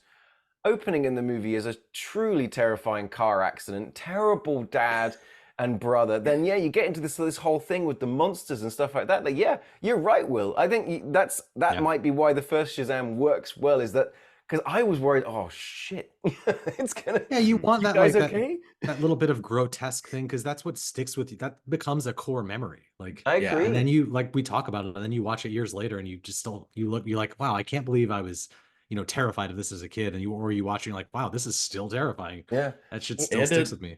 And to tie Shazam to this movie, or to Gremlins 2, the bad dad in Shazam is John Glover, who's God, what's his name? Yeah, he's Clamp? Clamp. Clamp. That's it. Yeah. Clamp in Gremlins yeah. 2. So And same guy. Also the warden in The Mouth of Madness. Yes. John And Glover, also- another also- underrated character Yeah. actor. Also in Scrooged that I just watched. That Oh, wow. I just rewatched that Yeah. too. That's great, actually. That's a really good point. Same guy. I don't know. I mean, I don't know if it's the same I mean, person.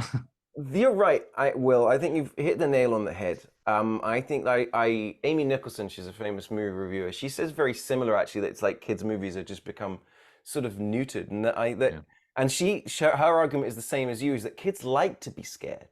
Yeah. It's like we do, like, oh, it's scary, and then it's all okay in the end, kind of thing. Is one of the things, because yeah, Gremlins is just a straight up kids horror movie.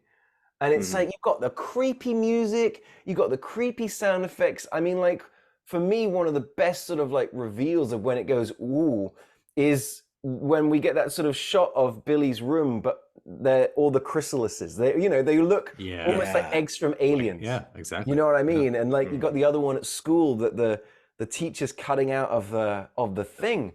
Yeah. And it's like, you get that great scene of, it's happening, and you cut back to the school where he's showing like this movie like projector, and you put him around that room, and you can just hear that tick, tick, tick, tick, tick, like the slap of the gremlin's feet and stuff like that. It's just all of these great horror elements coming together in this kind of fun movie. Yeah. It's all just scary enough. Yeah, and the fact that it blends all of these genres so well, so seamlessly together, it's a really difficult thing to do. I mean, you've got the Christmas aspect, you've got the horror aspect, but you've also got the fun and the humor. Like, it's great. Not since like an Edgar Wright movie can you blend these genres together.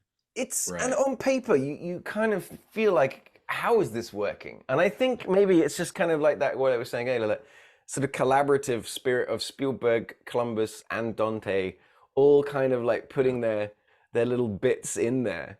That you've got, it's got a kind of Spielberg-esque sort of feel, but it's not saccharine.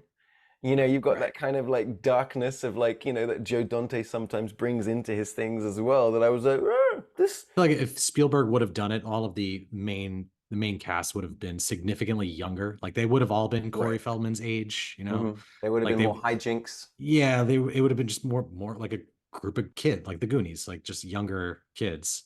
But I think it works so much better having him a little bit older. You get the romance with him and Phoebe Cates, which is fantastic. And you have, my God, Judge Reinhold is just the biggest dummy dick in the fucking planet. Great. Basically, he just never turns up after a certain point in the movie. But like, you're watching that movie, and it's got one of those things that was very common in the 80s and 90s, that there he is, he's in his suit and stuff, and he's like, Executive Vice President, 23 by 20. Like, he's basically 20-year-olds back then were just so old. It's like much like when you look at like you think of Father of the Bride, and you've got like Steve Martin and what's the face.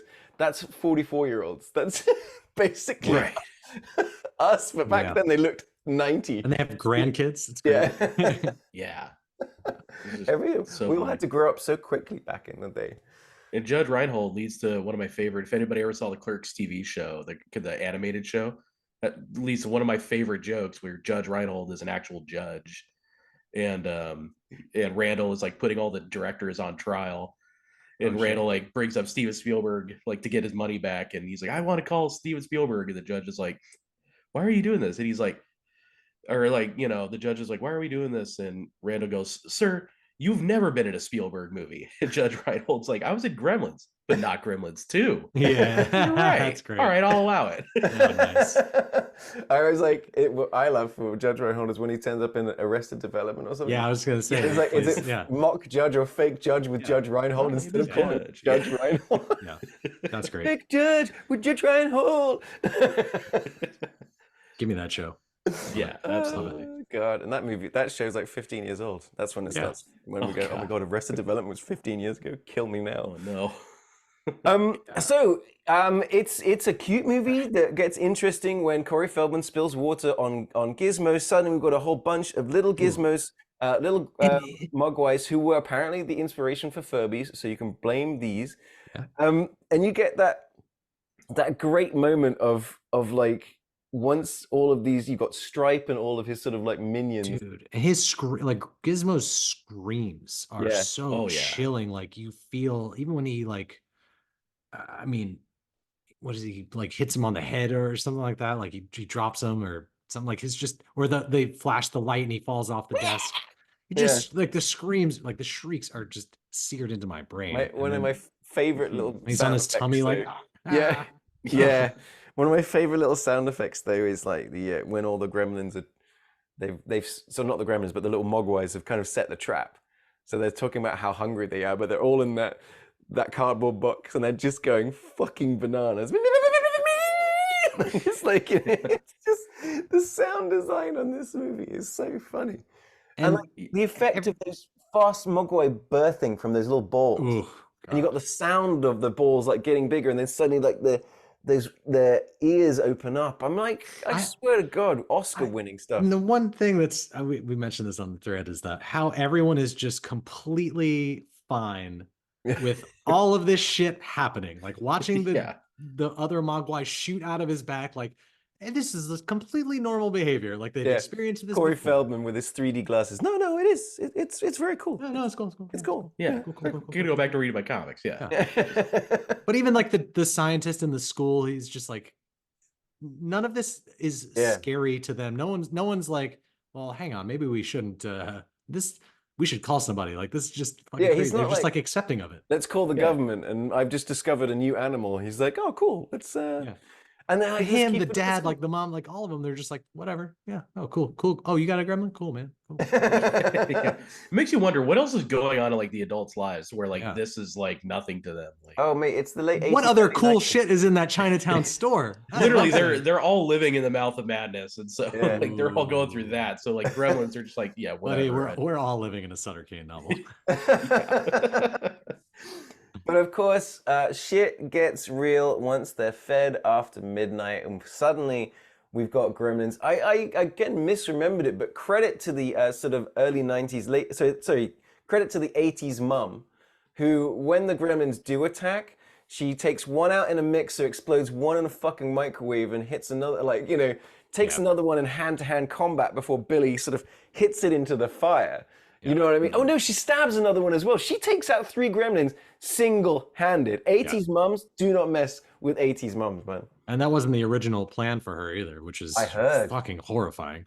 But we talked about this on a previous episode. Like, you take a scene like that, which is done all practical, and then you go and watch something like a Jumanji, and you wonder why it didn't work, you know? Like, put those fucking monkeys in the blender, man.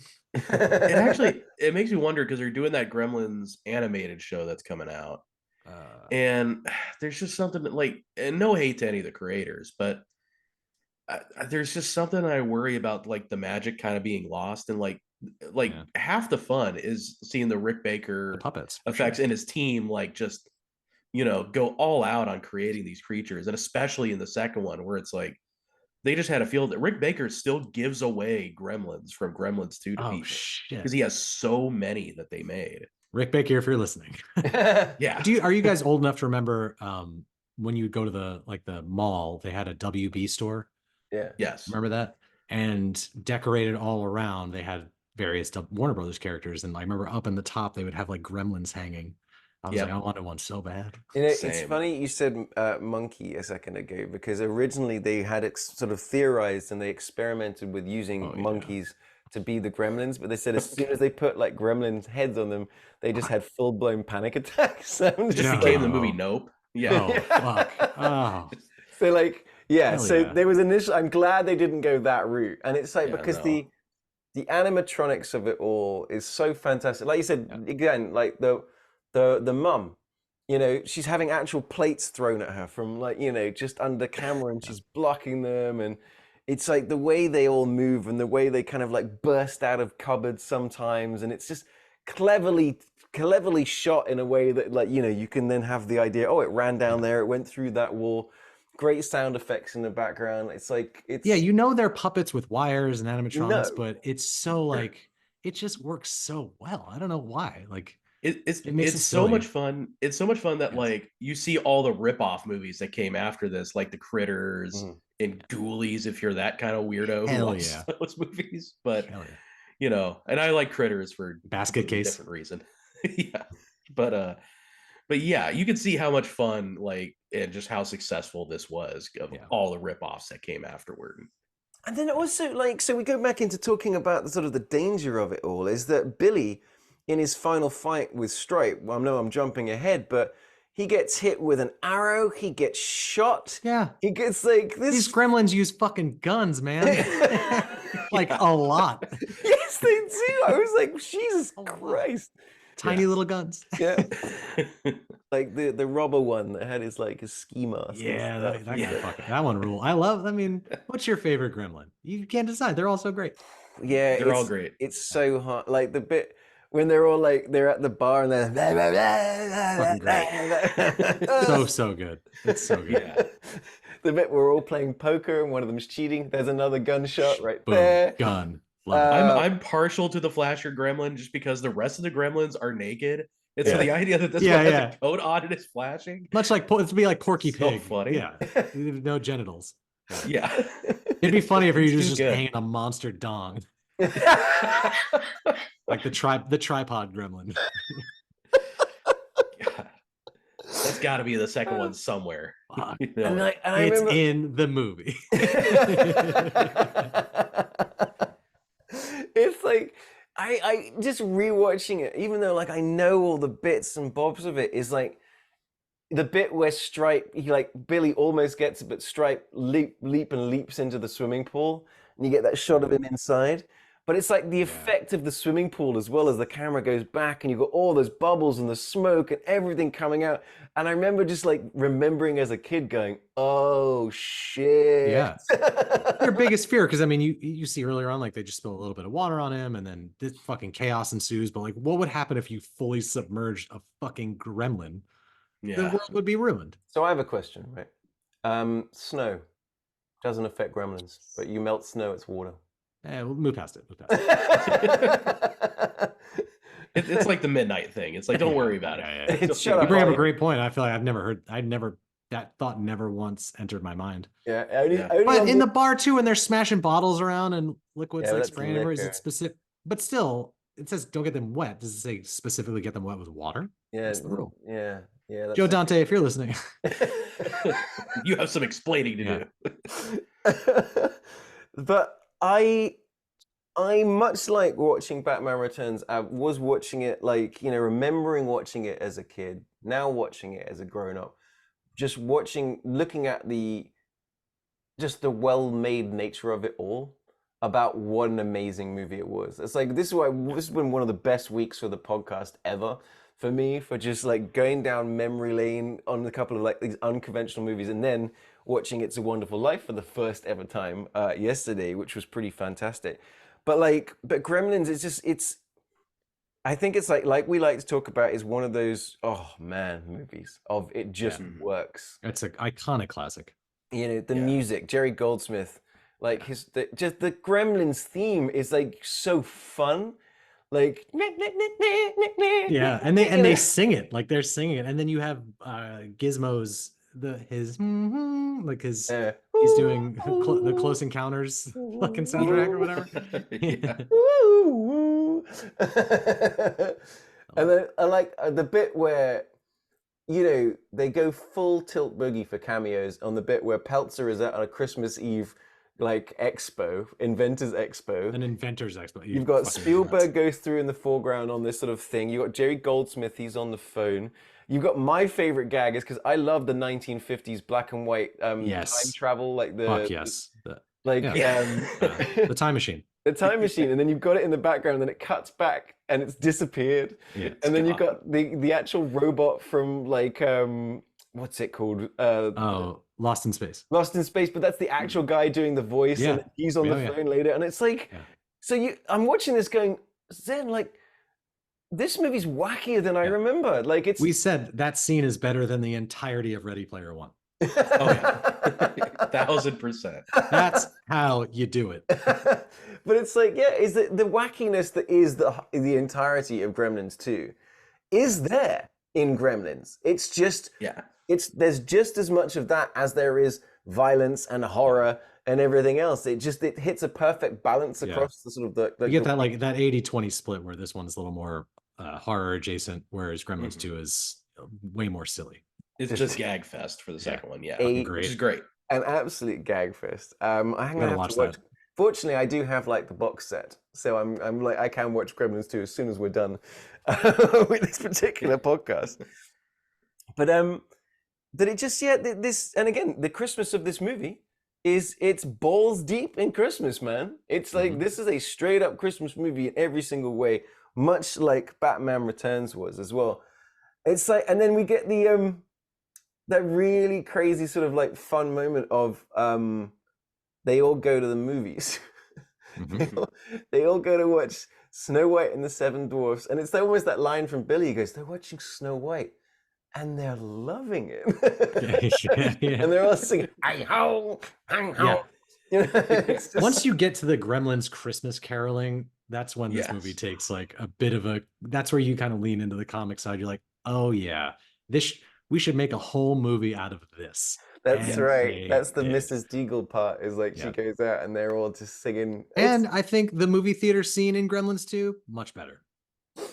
Yeah, much better than this. What's the movie scene in Gremlins 2? Oh, it's where Hulk Hogan shows up, baby. Oh yes.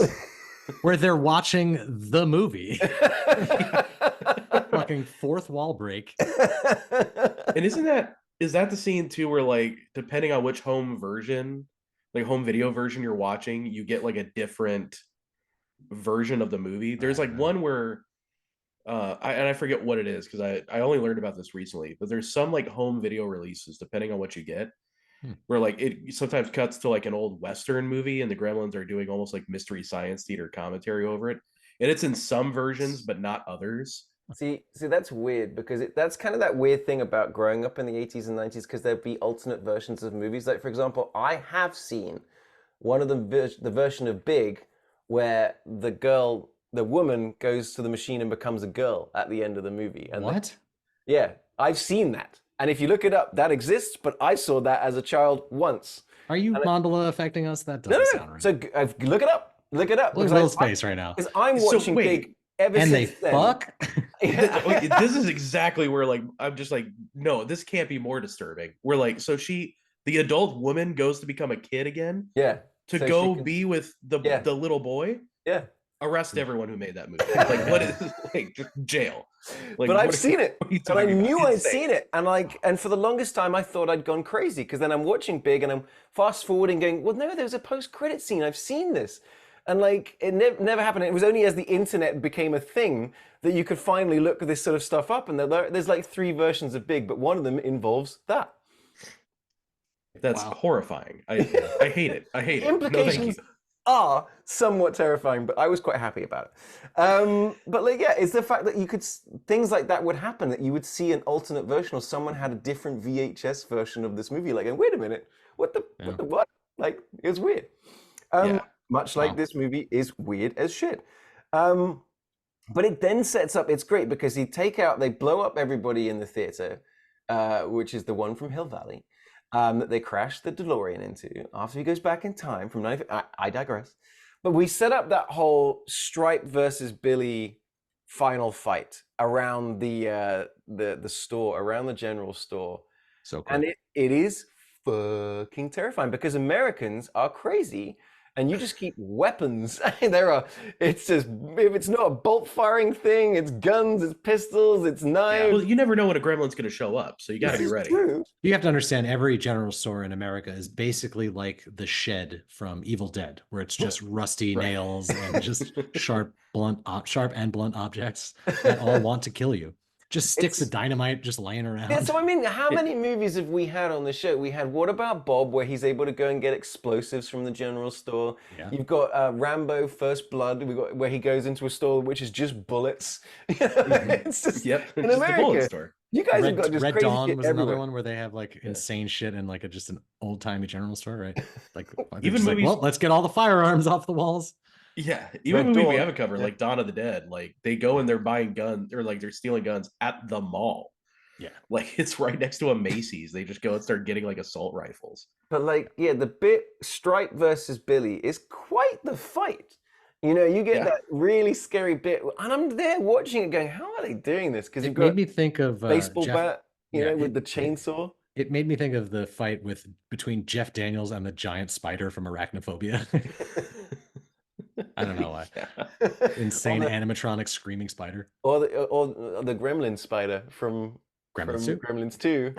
And then you get that's in the movie. And then you get the Rambo of Gremlins. Oh my god, all of the movies exist in Gremlins 2. It's amazing. There we go. And Batman. You get the Batman bit. Yes, you get the one gremlin that gets the bat wings that flies out, leaving the perfect Batman symbol. Perfect bat symbol. What were they thinking? They're thinking about making the greatest movie ever, and they succeeded. Yeah. But the whole Stripe fight gets dark. It's funny at the same time, like the bit where he gets dragged off by his chainsaw and then it unplugs. You get Gizmo who comes to the rescue driving the car. You know, you've got the great dog acting from that dog that is just being freaked out by these things that are just happening to it. Like the way he jumps when the car goes, you know. Joe Dante was saying, like, anytime he didn't know what to do, he would just cut to the dog because it always had the most perfect expression on its face. Yeah. Phenomenal. Incredible dog acting. Fantastic dog actor. And then the grossest death, I think, of anything I've ever seen. Like he's in the water, but they put the sunlight on him, and even misses. We're like watching it, and it's like then he jumps out and got that classic jump scare as it comes out, and it's still, and then like, wow, man, you got to give it credit, like tenacious. That's a tenacious gremlin. I don't know what their motivations are, other than to just be troublemakers. It's to kill. They're just literally internet trolls in real life. That's what they.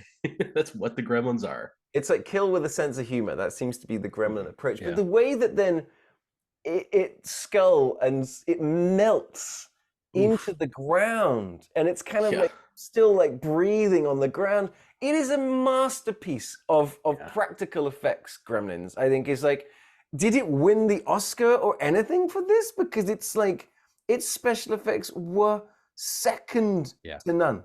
Absolutely second to none. No, I think the special effects from The English Patient won instead. I think that was I don't remember. It won a Saturn Award for Best Special Effects. That is it. That's kind of like a real award. Yeah. It's like winning a Clio.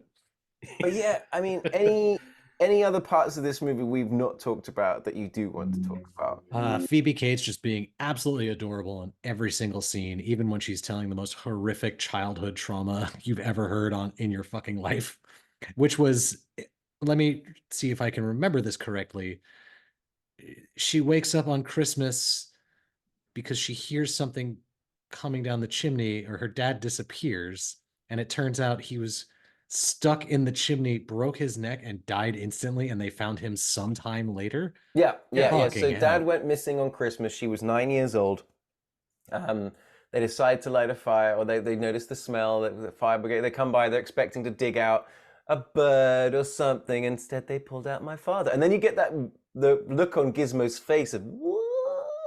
Yeah, it's not hard. Other creatures is like, that's messed up. What I love though is that they do it in Gremlins 2. That there's a moment suddenly, and she starts telling some other story, and like it being so horrible, and Billy's like, "No, baby, come on," and she's like, "Oh, but the horror." You tell the worst stories. We're not. Oh my god, I love it. Oh god, the fact they even make fun of that is is absolutely mind-blowing to me. But yeah, I mean, it's yeah, that's kind of like I was I was like, oh my God, the first person that really dies in the movie is, of course, the only black character in the movie is like the teacher Oh, the dies. teacher. Oh Yeah. yeah. But then you get that reveal of him with the thing in his bum, because like when he takes the blood, and the way that Mogwai snatches its arm back through the thing afterwards, Yeah. it's like the puppeteering. I believe these things were alive. Yeah. You know, Yeah. I love the way Gizmo is crawling across the floor in terror. You know, when he's in the at the thing at the end, that's an adorable little sort of like. It's so thing. good. There's the fact that the Chekhov's sword, you know, always falling off the door when anyone ever shuts the door, Right. but then it gets used later in the movie. I enjoyed that. And then I think it's got a great ending as well, because you're kind of like, how are they going to end it? And suddenly, like, the old Chinese guy turns up and gives him a bloody lecture. You know, I warned you. What did I bloody tell Yeah. you guys?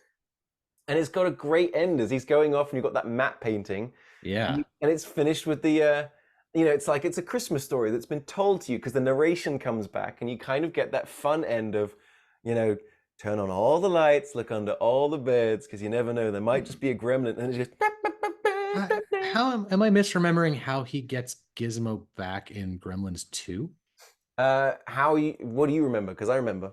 I just don't remember. Okay, so You say. essentially, it's you know, so that guy is basically in the future. The guy we're talking about, that character actor, is essentially playing Donald Trump of the future.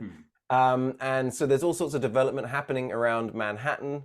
So there's a redevelopment happening on that guy's store. Oh, I right, believe he right, dies. right. The store's getting redeveloped. He gets chucked out in the trash, and he just happens to end up in that tower, which is where Billy just so happens to work. And then it's got that, and I love that it's got a research and development center with Christopher Lee. And a film studio. Yeah. And yeah.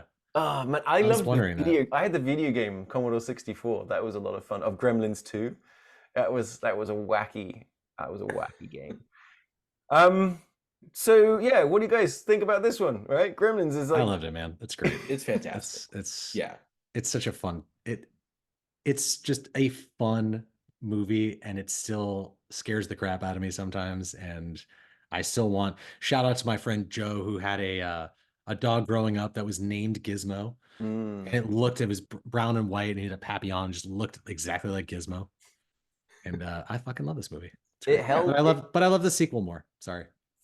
It holds up though, doesn't it? For like a 1984 movie, yeah. it's got a certain timelessness to it. It's so charming. I heavily think it is inspired by It's a Wonderful Life in many ways. I think there's a lot of references Mixed with the Twilight Zone, where there's something on the wing. Like, yeah, that was like the first Gremlin. The Shatner episode, yeah. the Shatner one. But also, like I said, because it's like as a Christmas movie as well, it doesn't overtly feel 1980s.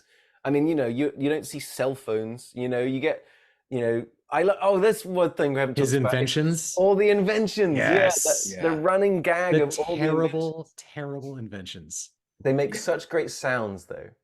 Yeah. Like you know, like the coffee that's coming out in sludge, the orange thing that just explodes all over. The travel. What do you call it? The travel buddy. Yeah, the bathroom bathroom buddy. Bathroom buddy. Yes. Yeah. Yeah, so they're always like malfunctioning. It's like one of my favorite sound effects is when he's got that card thing, and it just it winds up. It goes boom, and it just starts like that machine gun sound effect. And he's just what a patient father this man is, with all of this shit going horribly wrong in his life. I mean, he definitely makes no fucking money selling any of this shit. And I love that it's still his core. At his core is like his goal is, no matter how bad things get, is I'm gonna sell you a bathroom buddy. He tries to do it with the guy at the car shop. He gets place. the smokeless ashtray for the guy. And then you get the next shot is like just nothing but smoke pouring out of the ashtray, and the smoker with a smoker's cough, like coughing, like the wheeziest cough. Like I forgot about just how much comedy there was in this movie. I just remembered it scaring me as a kid, but it is proper funny. Yeah, you know, you're watching it. You're a certain age. You're like, you know, you're scared and everything, and then you watch it. You appreciation for like, oh, I love the dad in this movie. Yeah. I honestly, I feel like it was the perfect age. I'm so happy that growing up as I did, born in 81, that I was there for all of these moments, these Spielbergian moments of of E.T. and just all these movies coming out and growing up on them, going, wow, these are the greatest movies ever made. Like, being around at the tail end of Star Wars and watching them, and it's just like, it's such a great time. I think it's still, for me, I think, because you've got the Goonies of it all, the Gremlins of it all, the E.T. of it all, all of that sort of like the Zemeckis and Spielberg and Dante and everything else that was happening at the time. What a great time to be my age and watching movies, you know what I mean? It's like they were just made for me. It's really nothing quite, there's been nothing like that since then. Like that golden age of those movies. Yeah, a run of movies. Like, Who Framed Roger Rabbit, man? Like, that's like, that was like peak, absolute peak of like, that's the coolest thing I've ever seen. But there is one more movie that is on the docket here. Now, we've had crazy, weird, and sexy with Batman's Return. We've had crazy, funny horror with Gremlins. But Will went for 1946, Frank Capra, It's a Wonderful Life. And I was like, it's a movie I've never seen. And I said, Will, a great part about having you on the podcast is, I think Ryan and I's appreciation of movies is essentially from when we were born forwards, apart from Martin Scorsese pictures. There we go, go backwards. But we don't watch old Hollywood. It's Karate Kid 2, and that's it. Like, we never would have watched Shane. We never would have watched Giant. And now you bring It's a Wonderful Life in. And I was shocked you guys hadn't seen it, because like this is like the one Christmas movie where I'm like, everybody I know, it's like whether you want to or not, has seen this movie. Granted, I think most people only remember the last 30 minutes. But this movie is just so ubiquitous and so tied to Christmas. I was shocked you guys hadn't seen it. It's interesting that you talk about that, because that's kind of what like Ryan was saying on our text thread. So Ryan, you said it took you a couple of days to watch this, and you were sort of like, you were saying kind of you had a false memory. I thought I was aware that I understand the plot of this movie, but I'd never seen it either, which is crazy to even say, but I felt like the structure of the movie was going to be wildly different than what it was. I know exactly what you mean, because I'd heard sort of whisper. So I didn't know, but I had heard, I like the idea of like he's gonna kill himself, and he gets an idea of what life would have been like without him. But then, I mean, so I put the movie on. You'd think that would happen at the beginning, and then it's the well, you think, yes, exactly. But then, so the missus was in the next room. I put the movie on yesterday, and she goes, what? Because I just go, what the fuck? Because the movie starts with two galaxies, like angels talking to each other, and they're like, oh, get that other angel. For a while. Yeah. Yes. Yeah. They're having a chat, and then another star turns up, which is another angel, but second class. Clarence. They go, get Clarence, that guy. He's a bit of an idiot. And then they're like, you come over here, because the movie starts with everybody praying. Yeah. That's what you hear. Everybody's praying for George Bailey. It shots around this town, and you hear all these different people praying for their friend, praying for my dad, praying for my husband. Everyone's worried about this George Bailey. So you get this thing that's planted in your brain that, wow, everybody in this town is worried about this guy that they all seem to care about. Then we get the angels having this conversation. And then it's kind of like, it flashes us all the way back to being 9. And you've got the angels going, well, pause it for a second. That's George Bailey. And it's like explaining the movie to us. And I go, what is this movie? This is what this movie is? I had no idea. I got really excited at first too, because I thought the movie had my favorite trope, which is opening with the death of a child, but it doesn't do that. So I was already checked out. Yeah, I was already checked out. And thing is, like, and Will was like, get ready to cry, bro. And I'm watching the movie, and as the first 90 minutes of this movie goes on, it's building and building, because I'm like, because this guy George it takes you through his whole life, that he's all these dreams and wants and stuff. He always gets pushed to the side. Every scene in this ends, he's like, I'm gonna do this and I won't do that, and then it just smash cuts to him doing the thing. Yeah, like, I'm gonna travel the world. I will never get married. And it cuts to them being freaking married. And all the time, like, and I could just tell it was coming. And it was when it did, like, oh my God. like I sent you the Scrooge gift, Niagara Falls. But I was like, oh my God, I'm crying my eyes out. Which is probably why I got no sleep last night, because my sinuses were blocked out, because I've been too busy crying my eyes out from this fucking movie. Yeah. You just can't help it at the end. Like the movie does a lot to get you into like George Bailey's life and stuff. And one thing I really appreciate about this movie is George Bailey is undoubtedly a good dude, but he's a good dude who's kicking and screaming the entire way that he has to be a good dude. He's very relatable in that he's got all these like goals, all these things he wants to do. Something always comes up and like where people need help. And he's grumpy about it, but he's like, at the end of the day, he's like, "Oh, I'm going to help these people, or I'm going to do this." He's kind of Charlie Brown trying to kick the football. Yeah. And, Yes. every time he goes to it, it gets whipped away, but he still gets up and he still tries again. And it's like, yeah, he's a guy that's almost frustrated because he's a good guy. When he could go on his honeymoon, but no. Why not me? When's my time? Yeah. And it's exactly frustrating. it. Yeah. That's the thing of the movie is that, yeah, he saves his brother's life at the beginning. It costs him his hearing. He saves the shopkeeper from poisoning a kid, but he eats a beating from that one too. It's like he looks after the business so that his brother can come back 4 years later and he can go to college, but his brother's fallen in love and got him married. Then he gets married and he's going to go off on his honeymoon, but as he's going on the honeymoon, there's a run on the banks.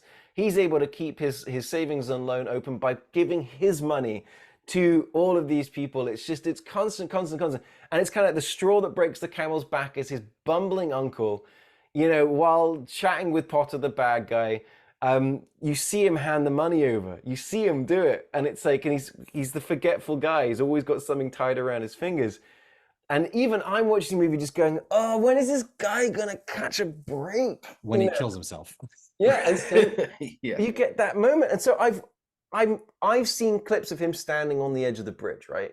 Like I said, he's always playing in other movies. And I was like, what got him there? And it's that bit where Potter, when he realizes he's worth more dead. And that's when I was like realizing this movie's really got me. Yeah. When we've got there and he has that realization. And it's like, so I've never seen James Stewart. I've never seen a Jimmy Stewart movie. Okay. Really? I've never seen Vertigo. I've never seen any of this. I just know the voice. So I know the voice again from Zeitgeist. But I seen this movie and he's amazing. Yeah, he's great. Oh, he's fantastic. She was great too, his wife.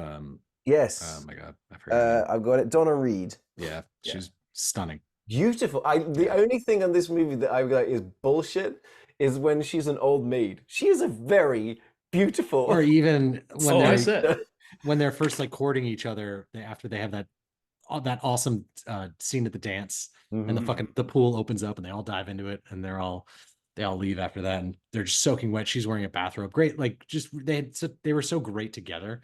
Yeah. And the reveal that they're both like 18 years old. Yeah. I was like, whoa, man, what? The bathrobe scene was very funny. Yeah. Like he plays. Well, she just like runs away. I don't know, like he's dived into the bush. Yeah. And like, but he's the way he's just circling around and like messing with her a little bit, but in a really like good-hearted way that I was like, shit, this movie's great. I mean, I was caught off guard. The very first thing I texted was, this movie's in 4:3? Like, oh yeah. Why? I mean, I mean, back then that was perfectly valid way to shoot movies. There's a lot of movies that are 4:3. They couldn't afford the extra bits on the side. Yeah. Because it costs more. It was more expensive to shoot Different in film, CinemaScope. But still, this movie, the lighting looks so amazing. Good. Yeah. Yeah. The framing, really some of the shots. I mean, the shot, for example, of George Bailey diving in to rescue the angel. Yeah. That shot from the top of a guy. It was like, what a shot! It looked like he dove like 20 fucking feet. Yeah. Yeah. And what was crazy, like a few times that I caught me off guard a little bit was they would just cut in the middle of a scene. It's almost like a TikTok or something where they'd be talking and then it would just cut to later in the scene. They said, oh, we'll lift that out, but we don't have a shot to put over the top of it. Oh, yeah. It's just, but I think for the better of the movie, I think they were just, nope, just get the flow, get the conversation. It doesn't matter if there's a jump there. No one cares. Mm-hmm. Yeah, it's something you kind of notice with older films. This is kind of in the era of Hollywood filmmaking where it used to be everything was shot like it was a stage play. And this is kind of the era where they start to be like, well, we're not a stage play, so we can like actually do different things, and so you get a lot of like, there's not a lot of transition shots. It's just a lot of hard cuts, and you just get that time. It Is, wasn't you know, until Star passes. Wars. Right? They're like, if we did a This Star movie wipe, needed more wipes. Get a wipe. Yeah, we're gonna wipe. I was astounded when I got into reading about it, as that, you know, when he goes running through the town and stuff like that, I just assumed they'd shot on some town. It was like they built that. It covered like 4 acres of town. It was at the RKO Movie Ranch in Encino. Main Street was 300 yards, 3 city blocks, wow. 75 stores and buildings, residential neighborhood. Tree-lined Center Parkway, working bank set, 20 full-grown oak trees. You know, and they let pigeons, dogs, cats just roam around to give it a lived-in feel. I had no idea. Not since Oppenheimer. Yeah, no shit. You say that, but you're damn right. It's like Oppenheimer, like they built that and then they shot inside the real place. But that was, again, incredible. Incredible, like, incredible movie. I'm blown away by this movie. In all honesty, I was expecting it was be a bit of a slog. I thought, okay, but there's got to be a reason everybody likes it, and it's just got a certain magic to it. A big part of it being Jimmy Stewart as well. The way it's shot, the way it's told, the way it's framed, like you're saying, the lighting, the everything, and then it ended up winning the Oscar because they invented a new way to do snow. It's sort of like they invented this new asbestos. Which is asbestos, which is why it looks so good.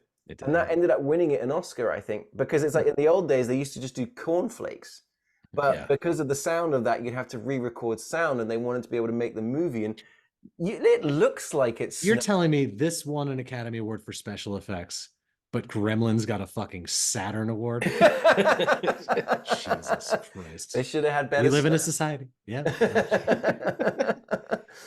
But yeah, Ryan. It did. You're right. It looked great. Yeah. I've been monologuing about this movie because it's amazing. But Ryan, you like me, your first watch, it was a bit more of a different watch for you. But how did this movie land? Yeah, I was under the weather too, and it just took me, longer to like really sit down and watch this movie, because what I don't like doing is like second screen watching, specifically for this podcast, unless it's a movie I picked that I've already seen 100 times. Like I really wanted to engross myself and appreciate it for what it was. And yeah, it's so funny going into a movie like this that is in such the cultural lexicon as like the quintessential Christmas movie, to watch it with fresh eyes, as we always say. It's fucking phenomenal. Like it just hits so different than you could ever expect, and that's only saying because I've never seen it. You know. Yeah, it's the dialogue is snappy. It's paced pretty well, even though it's a little bit of a longer movie for the time. Yeah, it's paced extremely well, and they do, like I said, I think a big thing that sets this movie apart is George Bailey. He's not a complete saint. There's a lot of times where he's being an ass, but at the end of the day, George Bailey's always gonna make the self-sacrifice decision. Yeah. He's always gonna help somebody. It's who he is, like at his core. He just can't help it. He's got to be the good guy at the end of the day. That penultimate scene right before he goes to the bridge is so like difficult to watch. Like he's got this like perfect life, he's got this wonderful life. But like he's got his kids there, and they're all vying for his attention. He's got this beautiful wife, and she's cooking, and she's like making this beautiful dinner, and just the house. Yeah, and like the bit, you see him like when he picks up that damn broken banister, and for a second he almost throws it. You see this. He's gonna snap. He's gonna fucking snap. The barely contained rage in that moment is that he's just so. He's finally like backed in, and it's like that bit where he's crying in martinis in the bar. Like it's his face, man. He's just distraught, and they were like, Capra. Like the reason it's zoomed in and it's a bit foggy is because it was all done in one take, and Capra was like, it's so good, kind of cropped it in, which is why it gives it a slightly different look to the rest of the shot. I love that. Then you get that bit where the teachers. His daughter's teacher's husband happens to be sitting next to him in the bar and just decks him right in the face. Yeah, because he like yelled at her over the phone. Yeah, you're a horrible teacher. Yeah, is that why you do? Or send your kids home barely clothes? And it's like, but you're watching and go, oh George, but you see the shock on Mum's face and the kid's face when he's still he's just blowing up. And the thing is, man, like even as a dad, you can think about moments where you've done this, where you've been stressed or you've been driven to it, and like you realize I'm being mean to my family, and you sort of like going, I'm sorry, you didn't do anything. This is a me problem. This is not a you problem. And the reason why he's mad in that scene is because, you know, Uncle Billy lost the money for the deposit. So he thinks he's going to jail. Yeah. Like he thinks he's going to prison at that moment. I had to look up, if you adjust that $8,000 for inflation, it was something like $110,000. It's insane. Something insane. 1946. Yeah. And it's like, yeah, and it's really clever, this movie, and far cleverer than I thought. For one, it's like the thing with his brother, and it's like, you know, all that kind of going on. Then his friends are always succeeding and they're going on, they're making money, but like what soybeans is what, but also kind of like what Ryan said about like this movie is strange that it's 4 acts. Let's go. It's like a 3-act movie about George Bailey, and then we get the 4th act. Any other movie, like the movie Scrooged, you mentioned watching that, right? That puts that premise through the 3 acts. You know, you get a setup act and then a 3-act of him learning his lesson with all the magic and going back, and it's a Christmas Carol and the Ghost of Christmas, this and that. But it's like, no, it's a whole movie, and then it goes, oh, right? Well, this is what would happen if you weren't alive. And you're like, wait. Yeah. That 3rd act is like so abrupt. Like the scene of him like not existing in this world is, I mean, and they pack a lot in that last, like what, 25 minutes, right? Something like that. Yeah, but it's not at all what you would expect for the, like, so the whole time I'm watching this movie, I'm like, wait, what's the plot of this? He wishes that he didn't exist, but I'm like, what's going on? Yeah. Aren't we supposed to be doing something? I'm like, I figured we'd have a sort of narrated 30 minutes, this is who George is, and then an hour and a bit minutes of him, whoa, what's going on? But no, it's a whole movie and tells you a whole story and teaches you this character, and then just has this moment where he's thinking about killing himself, and then it goes, oh yeah, by the way, here's that angel you remember from the beginning. Wait, what? And then he goes, I wish I'd never existed. He goes, oh, okay. And that little bit about, you notice how your clothes are dry and you're not bleeding anymore, and all of that, you're going, wait, what? And it goes bang, bang, bang, bang, bang, bang. Yeah. And it's like, what the hell? This movie's crazy, you know? Absolutely crazy. But it only works if you have like that hour and a half of like getting to know George Bailey's life and getting to know those characters, because there's a lot of characters and it's real easy to lose track of them if like you don't take the time to build up who is Martini, who is the, you know, the pharmacist, who is Bert and Ernie, which is probably exactly where the Muppet names came from.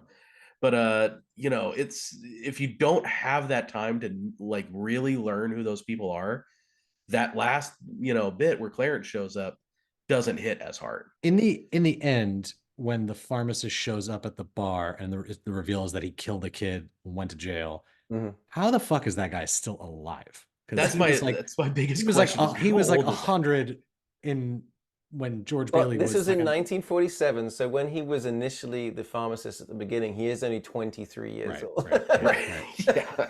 Yeah. The reveal that George Bailey is 24 when he decides to kill himself.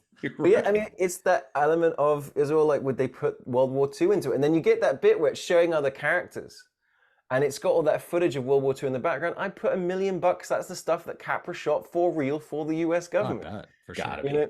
Absolutely. Because you're telling it's kind of green screen very well. But when the giant ants showed up, I thought that was that was a little strange. Kind of took me out of it. Yeah. But like, you know, the fact that it's like, if he saved his brother, but his brother is 1A and goes to war and gets the Congressional Medal of Honor and is being feted by the whole town, and it's like, but the cost for him of saving his brother was his hearing, and that meant he can't go to war as well. So it's kind of like there's all these little frustrations and these things that are constantly messing with him, that once you see it from the other perspective, you realize what a wonderful thing. You know, it gives you just such a, and that, you know, you're right, Will. It's the cathart of that moment. I was gonna say, cathart so hard. He comes back and he's just saying Merry Christmas to everyone, realizing, fuck, this is way better. But then like everyone just bursts into his house and everyone's there for him the way that he's been there. I'm gonna start crying. It's like, it's so good. Like the cathart of that moment. And I'm texting my wife. She goes, how was the movie? I go, I'm crying my fucking eyes out right now. It's I love, yeah, you have perfect. the government agents there to arrest him, and then the guy on the accounting thing takes his money out and puts it down. Like everyone's just donating to I him. think the only thing, and I guess that's not what the movie's about, because it's again the movie is about being grateful for what you have. But it's the whole like I just wish there'd been. I wish Potter had been put on a chair that got thrown out the front, like with a bunch of gremlins. Like Yeah. gremlins took him out. He needed to get Mrs. Deagles. Yeah, Potter, the actor who played Potter, and I'm sorry, I'm forgetting the actor's name now, but I have read that he had so much fun being like this nasty and evil. I Lionel can Barrymore. only imagine how much fun that was. Lionel Barrymore. He's a Yeah. great bad guy, and the fact that he steals the money, that he takes the money, he's being a dick. I almost thought maybe his assistant was going to be the one that said, I figured he was going to go, nah, that's a step too far for me, mate. I thought he was going to give the money back. I honestly didn't see it coming. The goddamn reveal of like all of everyone from the town, like being there. I was like, didn't see it coming. I was like, oh, shit. Yeah, I didn't see that either. But it was Which is very crazy. heartfelt. Yeah, it really does. Like this movie it's got an absolutely perfect bow on an already stellar film. Yeah, and there's a reason it's such a Christmas classic. And it's wild to think, like we were talking about before, like it actually, because Capra thinks it's his favorite movie ever. He comes back from war and he's been seeing what he's been seeing, and he makes this movie. This is his first movie. He was so proud of it. It comes out. It cost a ton of money, and it did not make a lot of money. It did not do very well at all. It kind of just sort of came and went. And it wasn't until that kind of random thing that someone forgot to renew its copyright, it ends up on TV in the 70s, and everybody discovers it, kind of like the mum in Gremlins. She's there chopping the onions and crying, and she goes, oh, it's just a bad movie. And it's like, it's like, no, it's a great movie, but it's like, it comes on at Christmas. Yeah. That's what she's doing, is just, she's watching the Christmas showing of this because it's on TV in the 80s. And it's like, that's when it became legendary, and Spielberg and Kurosawa and all these people talk about this movie, like influencing them, which is wild. I think it's a magical little story that it came back and like the world discovered it, which I think is magic. But you think Gremlins would have been better if in that scene she was watching Die Hard? Yes. Most definitely. Well, Die Hard. I didn't think Gremlins 2 I was is gonna the say, Die Hard like, a lot of it is, I would agree. It's definitely, I think it's Capra's best film. Because his other movies like Mr. Smith Goes to Washington is good, and it's like, but it's, I don't know, there's something about his sensibility that doesn't quite mesh with like a believable story about a Washington DC politician. Right. Capra is just a little too mushy and gushy in his heart for that to like really hit that hard. So I agree. I think it is definitely Capra's best film, like for sure. I'd agree with that. It's the only one I've seen. So it's in the top one of movies I've seen.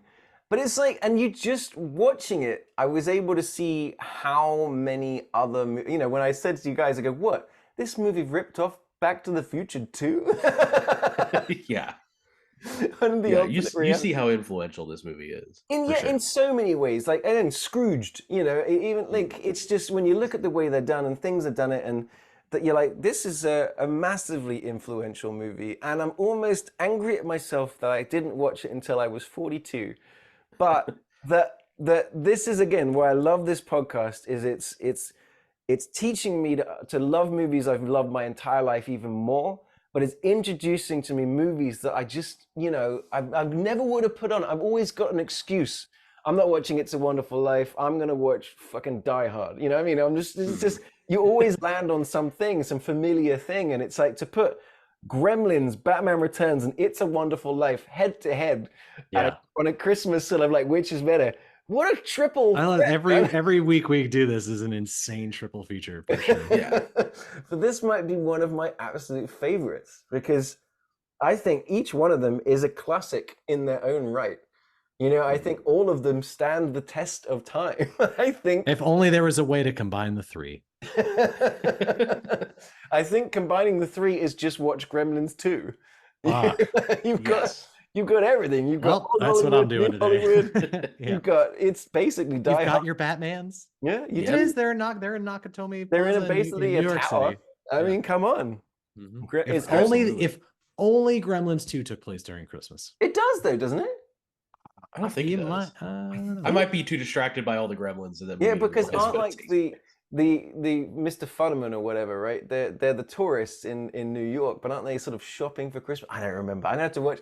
It's crazy because I'm like you, that I'm completely remembering, you know, the Christopher Lee of it all and the ridiculousness Right. and the Rambo references and the, Yep. And the Hulk Hogan's. the Sure, Hulk sure. Hogan. True, Um, true. And like, so, well, Will, you know this movie more. Is there other parts of this movie, like, because we talked through it very quickly because we've just been kind of blown away by how amazing it was. But like, you know, anything else from this movie? You've clearly seen this more than we have.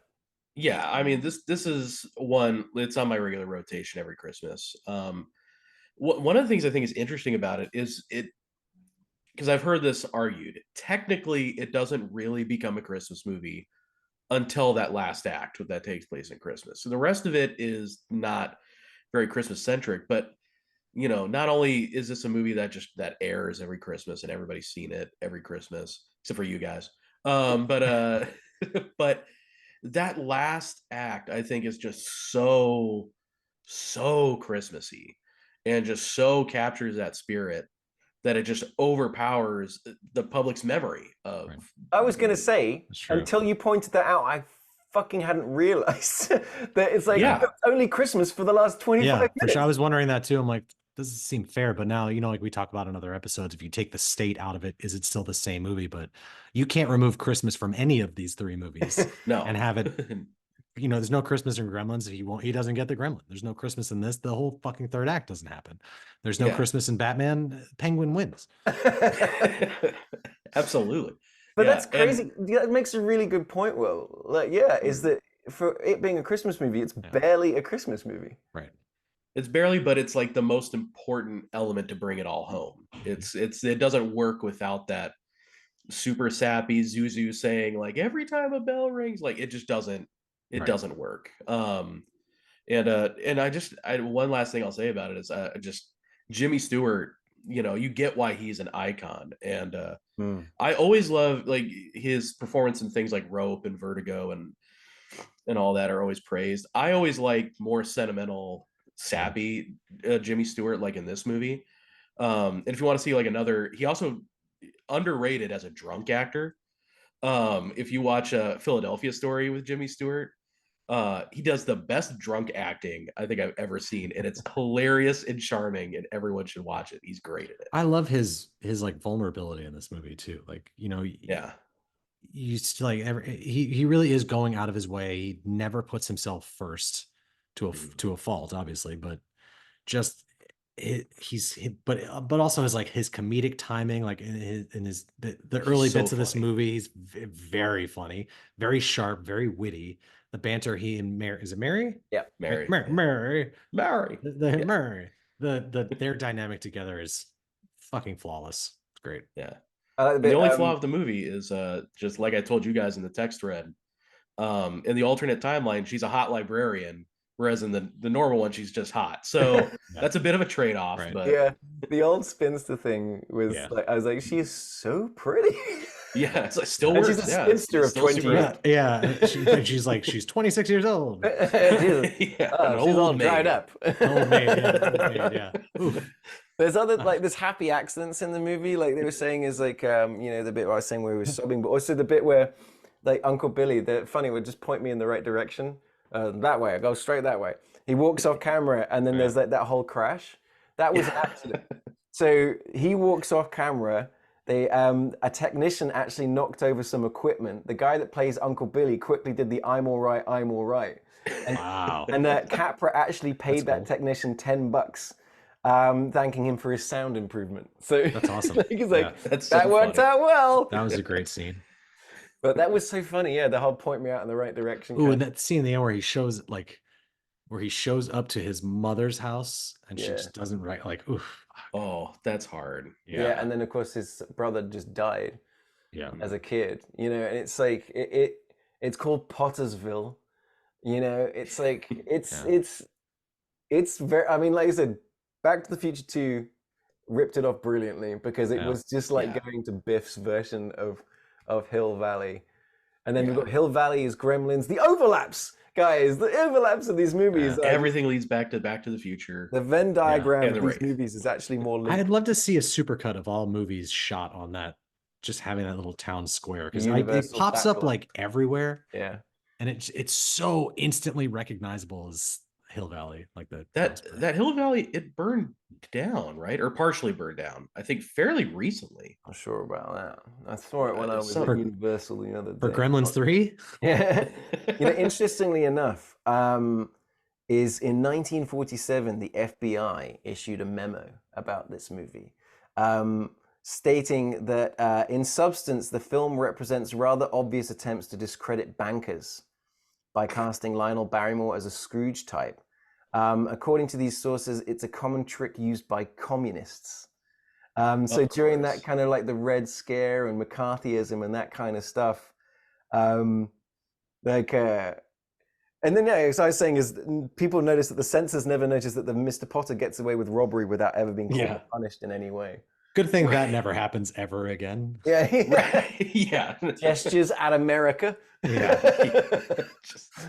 It's so funny that the FBI even took their time. Like the FBI back in the day really had nothing to do, Right, because yeah. this is like 90% of what they did was look at a fantasy Christmas movie and be like, is this communist? Like, God, they just had nothing on their agenda.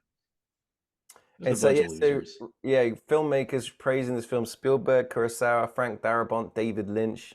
Spielberg once said, "It's a Wonderful Life shows that every human being on this earth matters, and that's a very powerful message." Wow.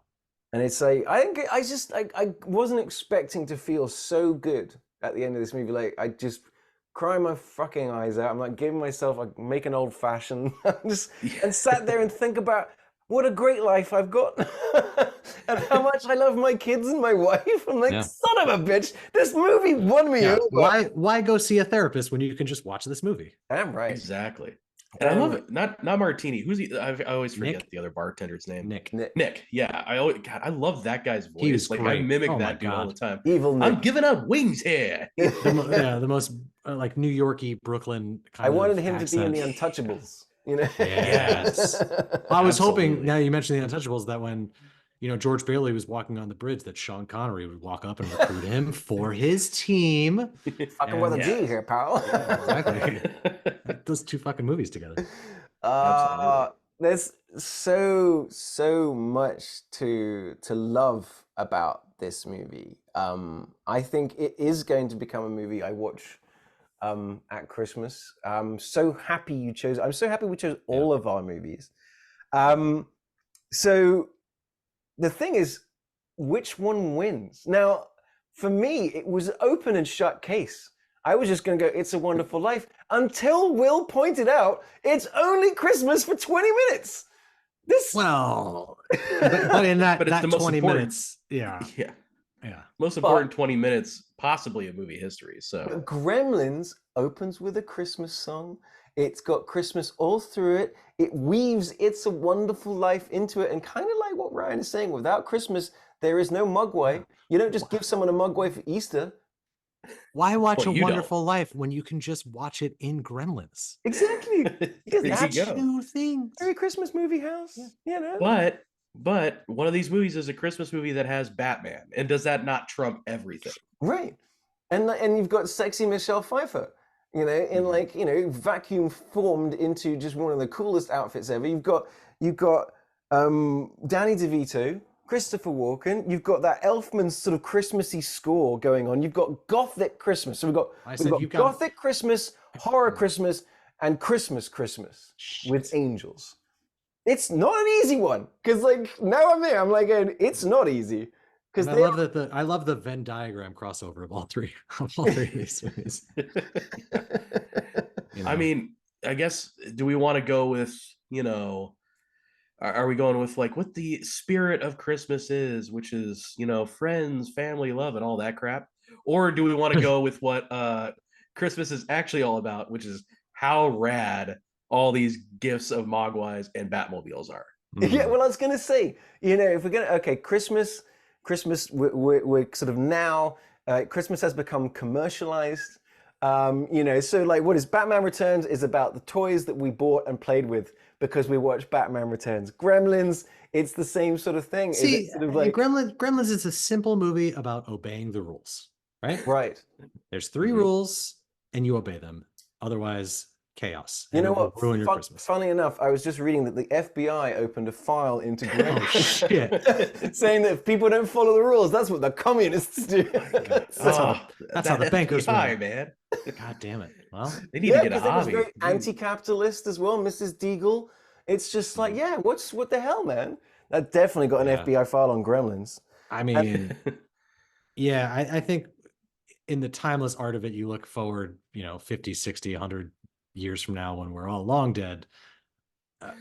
It's a Wonderful Life will still be around. It will still be on TV, and it will still be changing people's lives.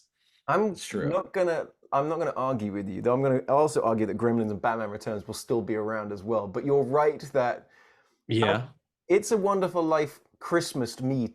You know what I mean? Yeah. And it slapped me in the face with Christmas, gave me this because you know what? There we go. This is how we're doing it. Because Batman Returns and Gremlins do talk about kind of commercialism and stuff like that, is that when It's a Wonderful Life comes down to it, is that you don't need anything but the people in your life.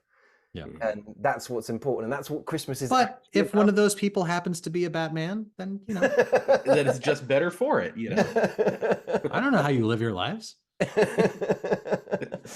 Also, I'm kind of realizing that you've got Potter in It's a Wonderful Life, you've got Mrs. Deagle in Gremlins, and then you've got Max Schreck in Batman Returns. You've got that kind of Scroogian character in all of them. Yeah. We do. They're all Christmas. A lot of overlap. They are all legit. And I was like, no argument. No one can come at us because they are pure Christmas movies, balls to wall, nips to tits. But it was Tim Burton's direction to Michelle Pfeiffer and but I think considering it really did add a bit of magic to my Christmas this year that I'm gonna go with It's a Wonderful Life. I think you almost have to. I think until we have It's a Wonderful Batman. Though I will say on Amazon Prime right now, did see I have that. seen there is an animated Batman Christmas movie where Damien wants to spend a day as Batman kind of thing, which I will be watching. So maybe it's a pretty funny idea. It looks very cute. It does. I think that'll be what we'll be watching tonight. But we are in agreement that bloody It's a Wonderful Life has managed to topple Batman and Gremlins for being just the most magical Christmas movie. It's too bad there aren't any other Christmas movies to pit this against. Well, this is the only 3. Well, we're going to do it. So we're going to say officially the movie that defines Christmas better than any other movie until we can bring Die Hard and Die Hard 2 to the table is Frank Home Alone 2. Yeah. Well, that's the thing is It's a Wonderful Life. No, because that's it. It's our official movie here at the United States of Movie podcast. But the also rans, because you say that because for me, my favorite ultimate Christmas movie that I watch every year, smile, love, and just cry through is Die Hard for Kids, Home Alone. Yeah. I love Home Alone. I will be watching it today because it brings me so much joy. It makes me laugh. It makes me cry from happiness. It's a perfect movie for me. What are some of the also rans that we could have brought to the table? Ooh. I mean, when you said initially last week to pick the movie that means that's the most Christmas to you, my gut was National Lampoon's Christmas Vacations, because a movie I watch with my father every year. Just watched that yesterday. That was my first vacation movie because I was that age. I absolutely love that. And then second, my runner up to that was Scrooged, which I still did watch earlier this week. Scrooged, that's a great one. That was a movie that scared me as a kid. Yeah. That Grim Reaper with the TV. Oof. Oh man, yeah. There's a Carol lot Kane about is that the movie fairy. that's It's scary.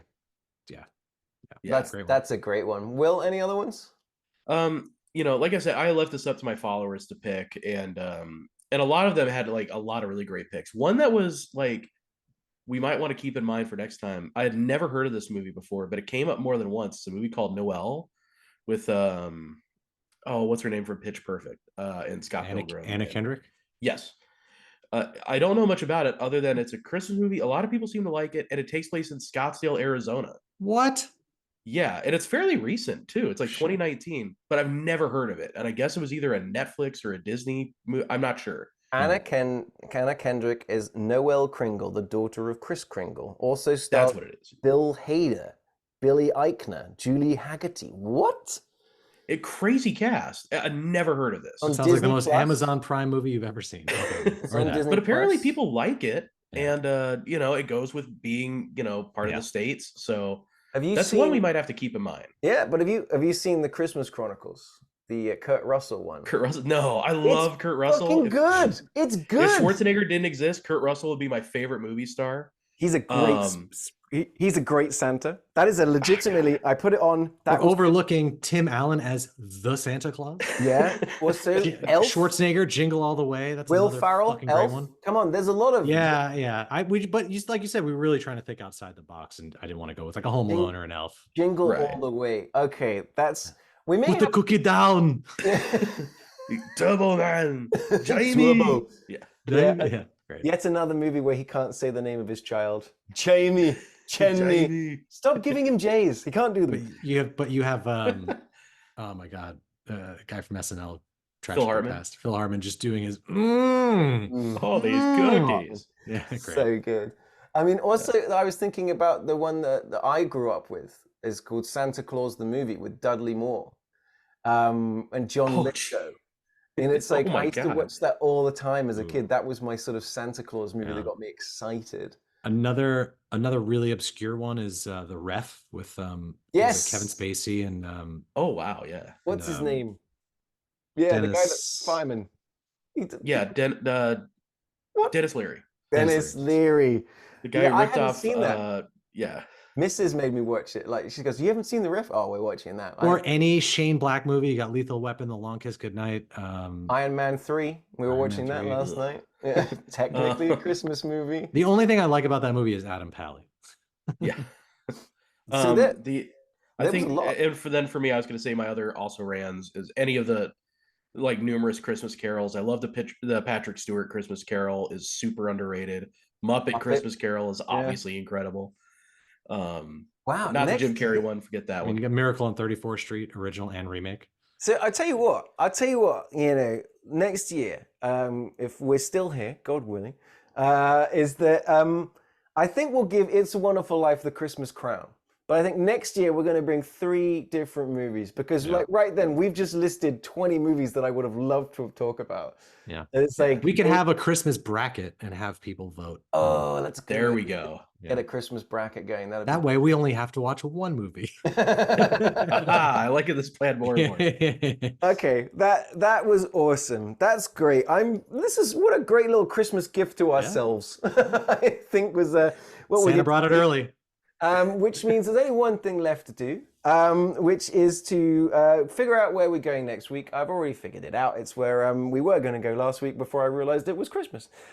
So just completely out of nowhere, we're starting the new year in a virginal go. Everything's new, so we're going to the state of Virginia. Yeah, we're going to Virginia. Right. So think about that.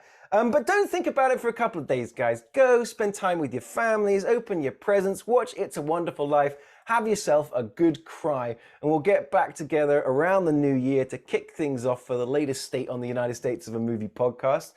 First of all, Ryan, thanks, man, for the great choice. Will, thank you for making me cry. I greatly appreciate it. You were correct. If you do want to buy any of the goodies that you hear Ryan talking about, he does have a pretty successful store on, was it Threadless? Yeah. Yeah, Well, our podcast stuff is all on Threadless at rhinodigital.threadless.com. You can get all of our pod swag there for now until we. What about your other website up. stuff? Your Batman T-shirt? Oh, that's all on my Etsy story. Same name, Rhino Digital on Etsy. So it's RYNO Digital. Look it up. The guy's he got some great designs. Honestly, I love your movie posters. Eventually, I'm gonna have them up here. I want the Heat one. I want. We'll just get you a digital screen and you can just project them all on there. That'll There be we cool. go. Also, you can find Will online as entitled Willennial on TikTok, where you can find his videos. He's often talking about movies. He often digs into his movie to find an obscure movie you may not have ever heard of. You can find me online as Ollie Petku or That Englishman in Texas, and you can also interact with us if you want on our Facebook page, United States of Movie. We also have a Reddit where every now and again someone drops a message in. We love it. We love to talk about movies. We love to get into it with you guys. But also, from us, from all of us, to you guys, have yourself a very Merry Christmas, Happy Holidays, Happy Hanukkah, however you want to celebrate it. But from me, Ryan, and Will, thank you for watching and listening to this episode of the United States of Movie podcast. Merry Christmas, everybody.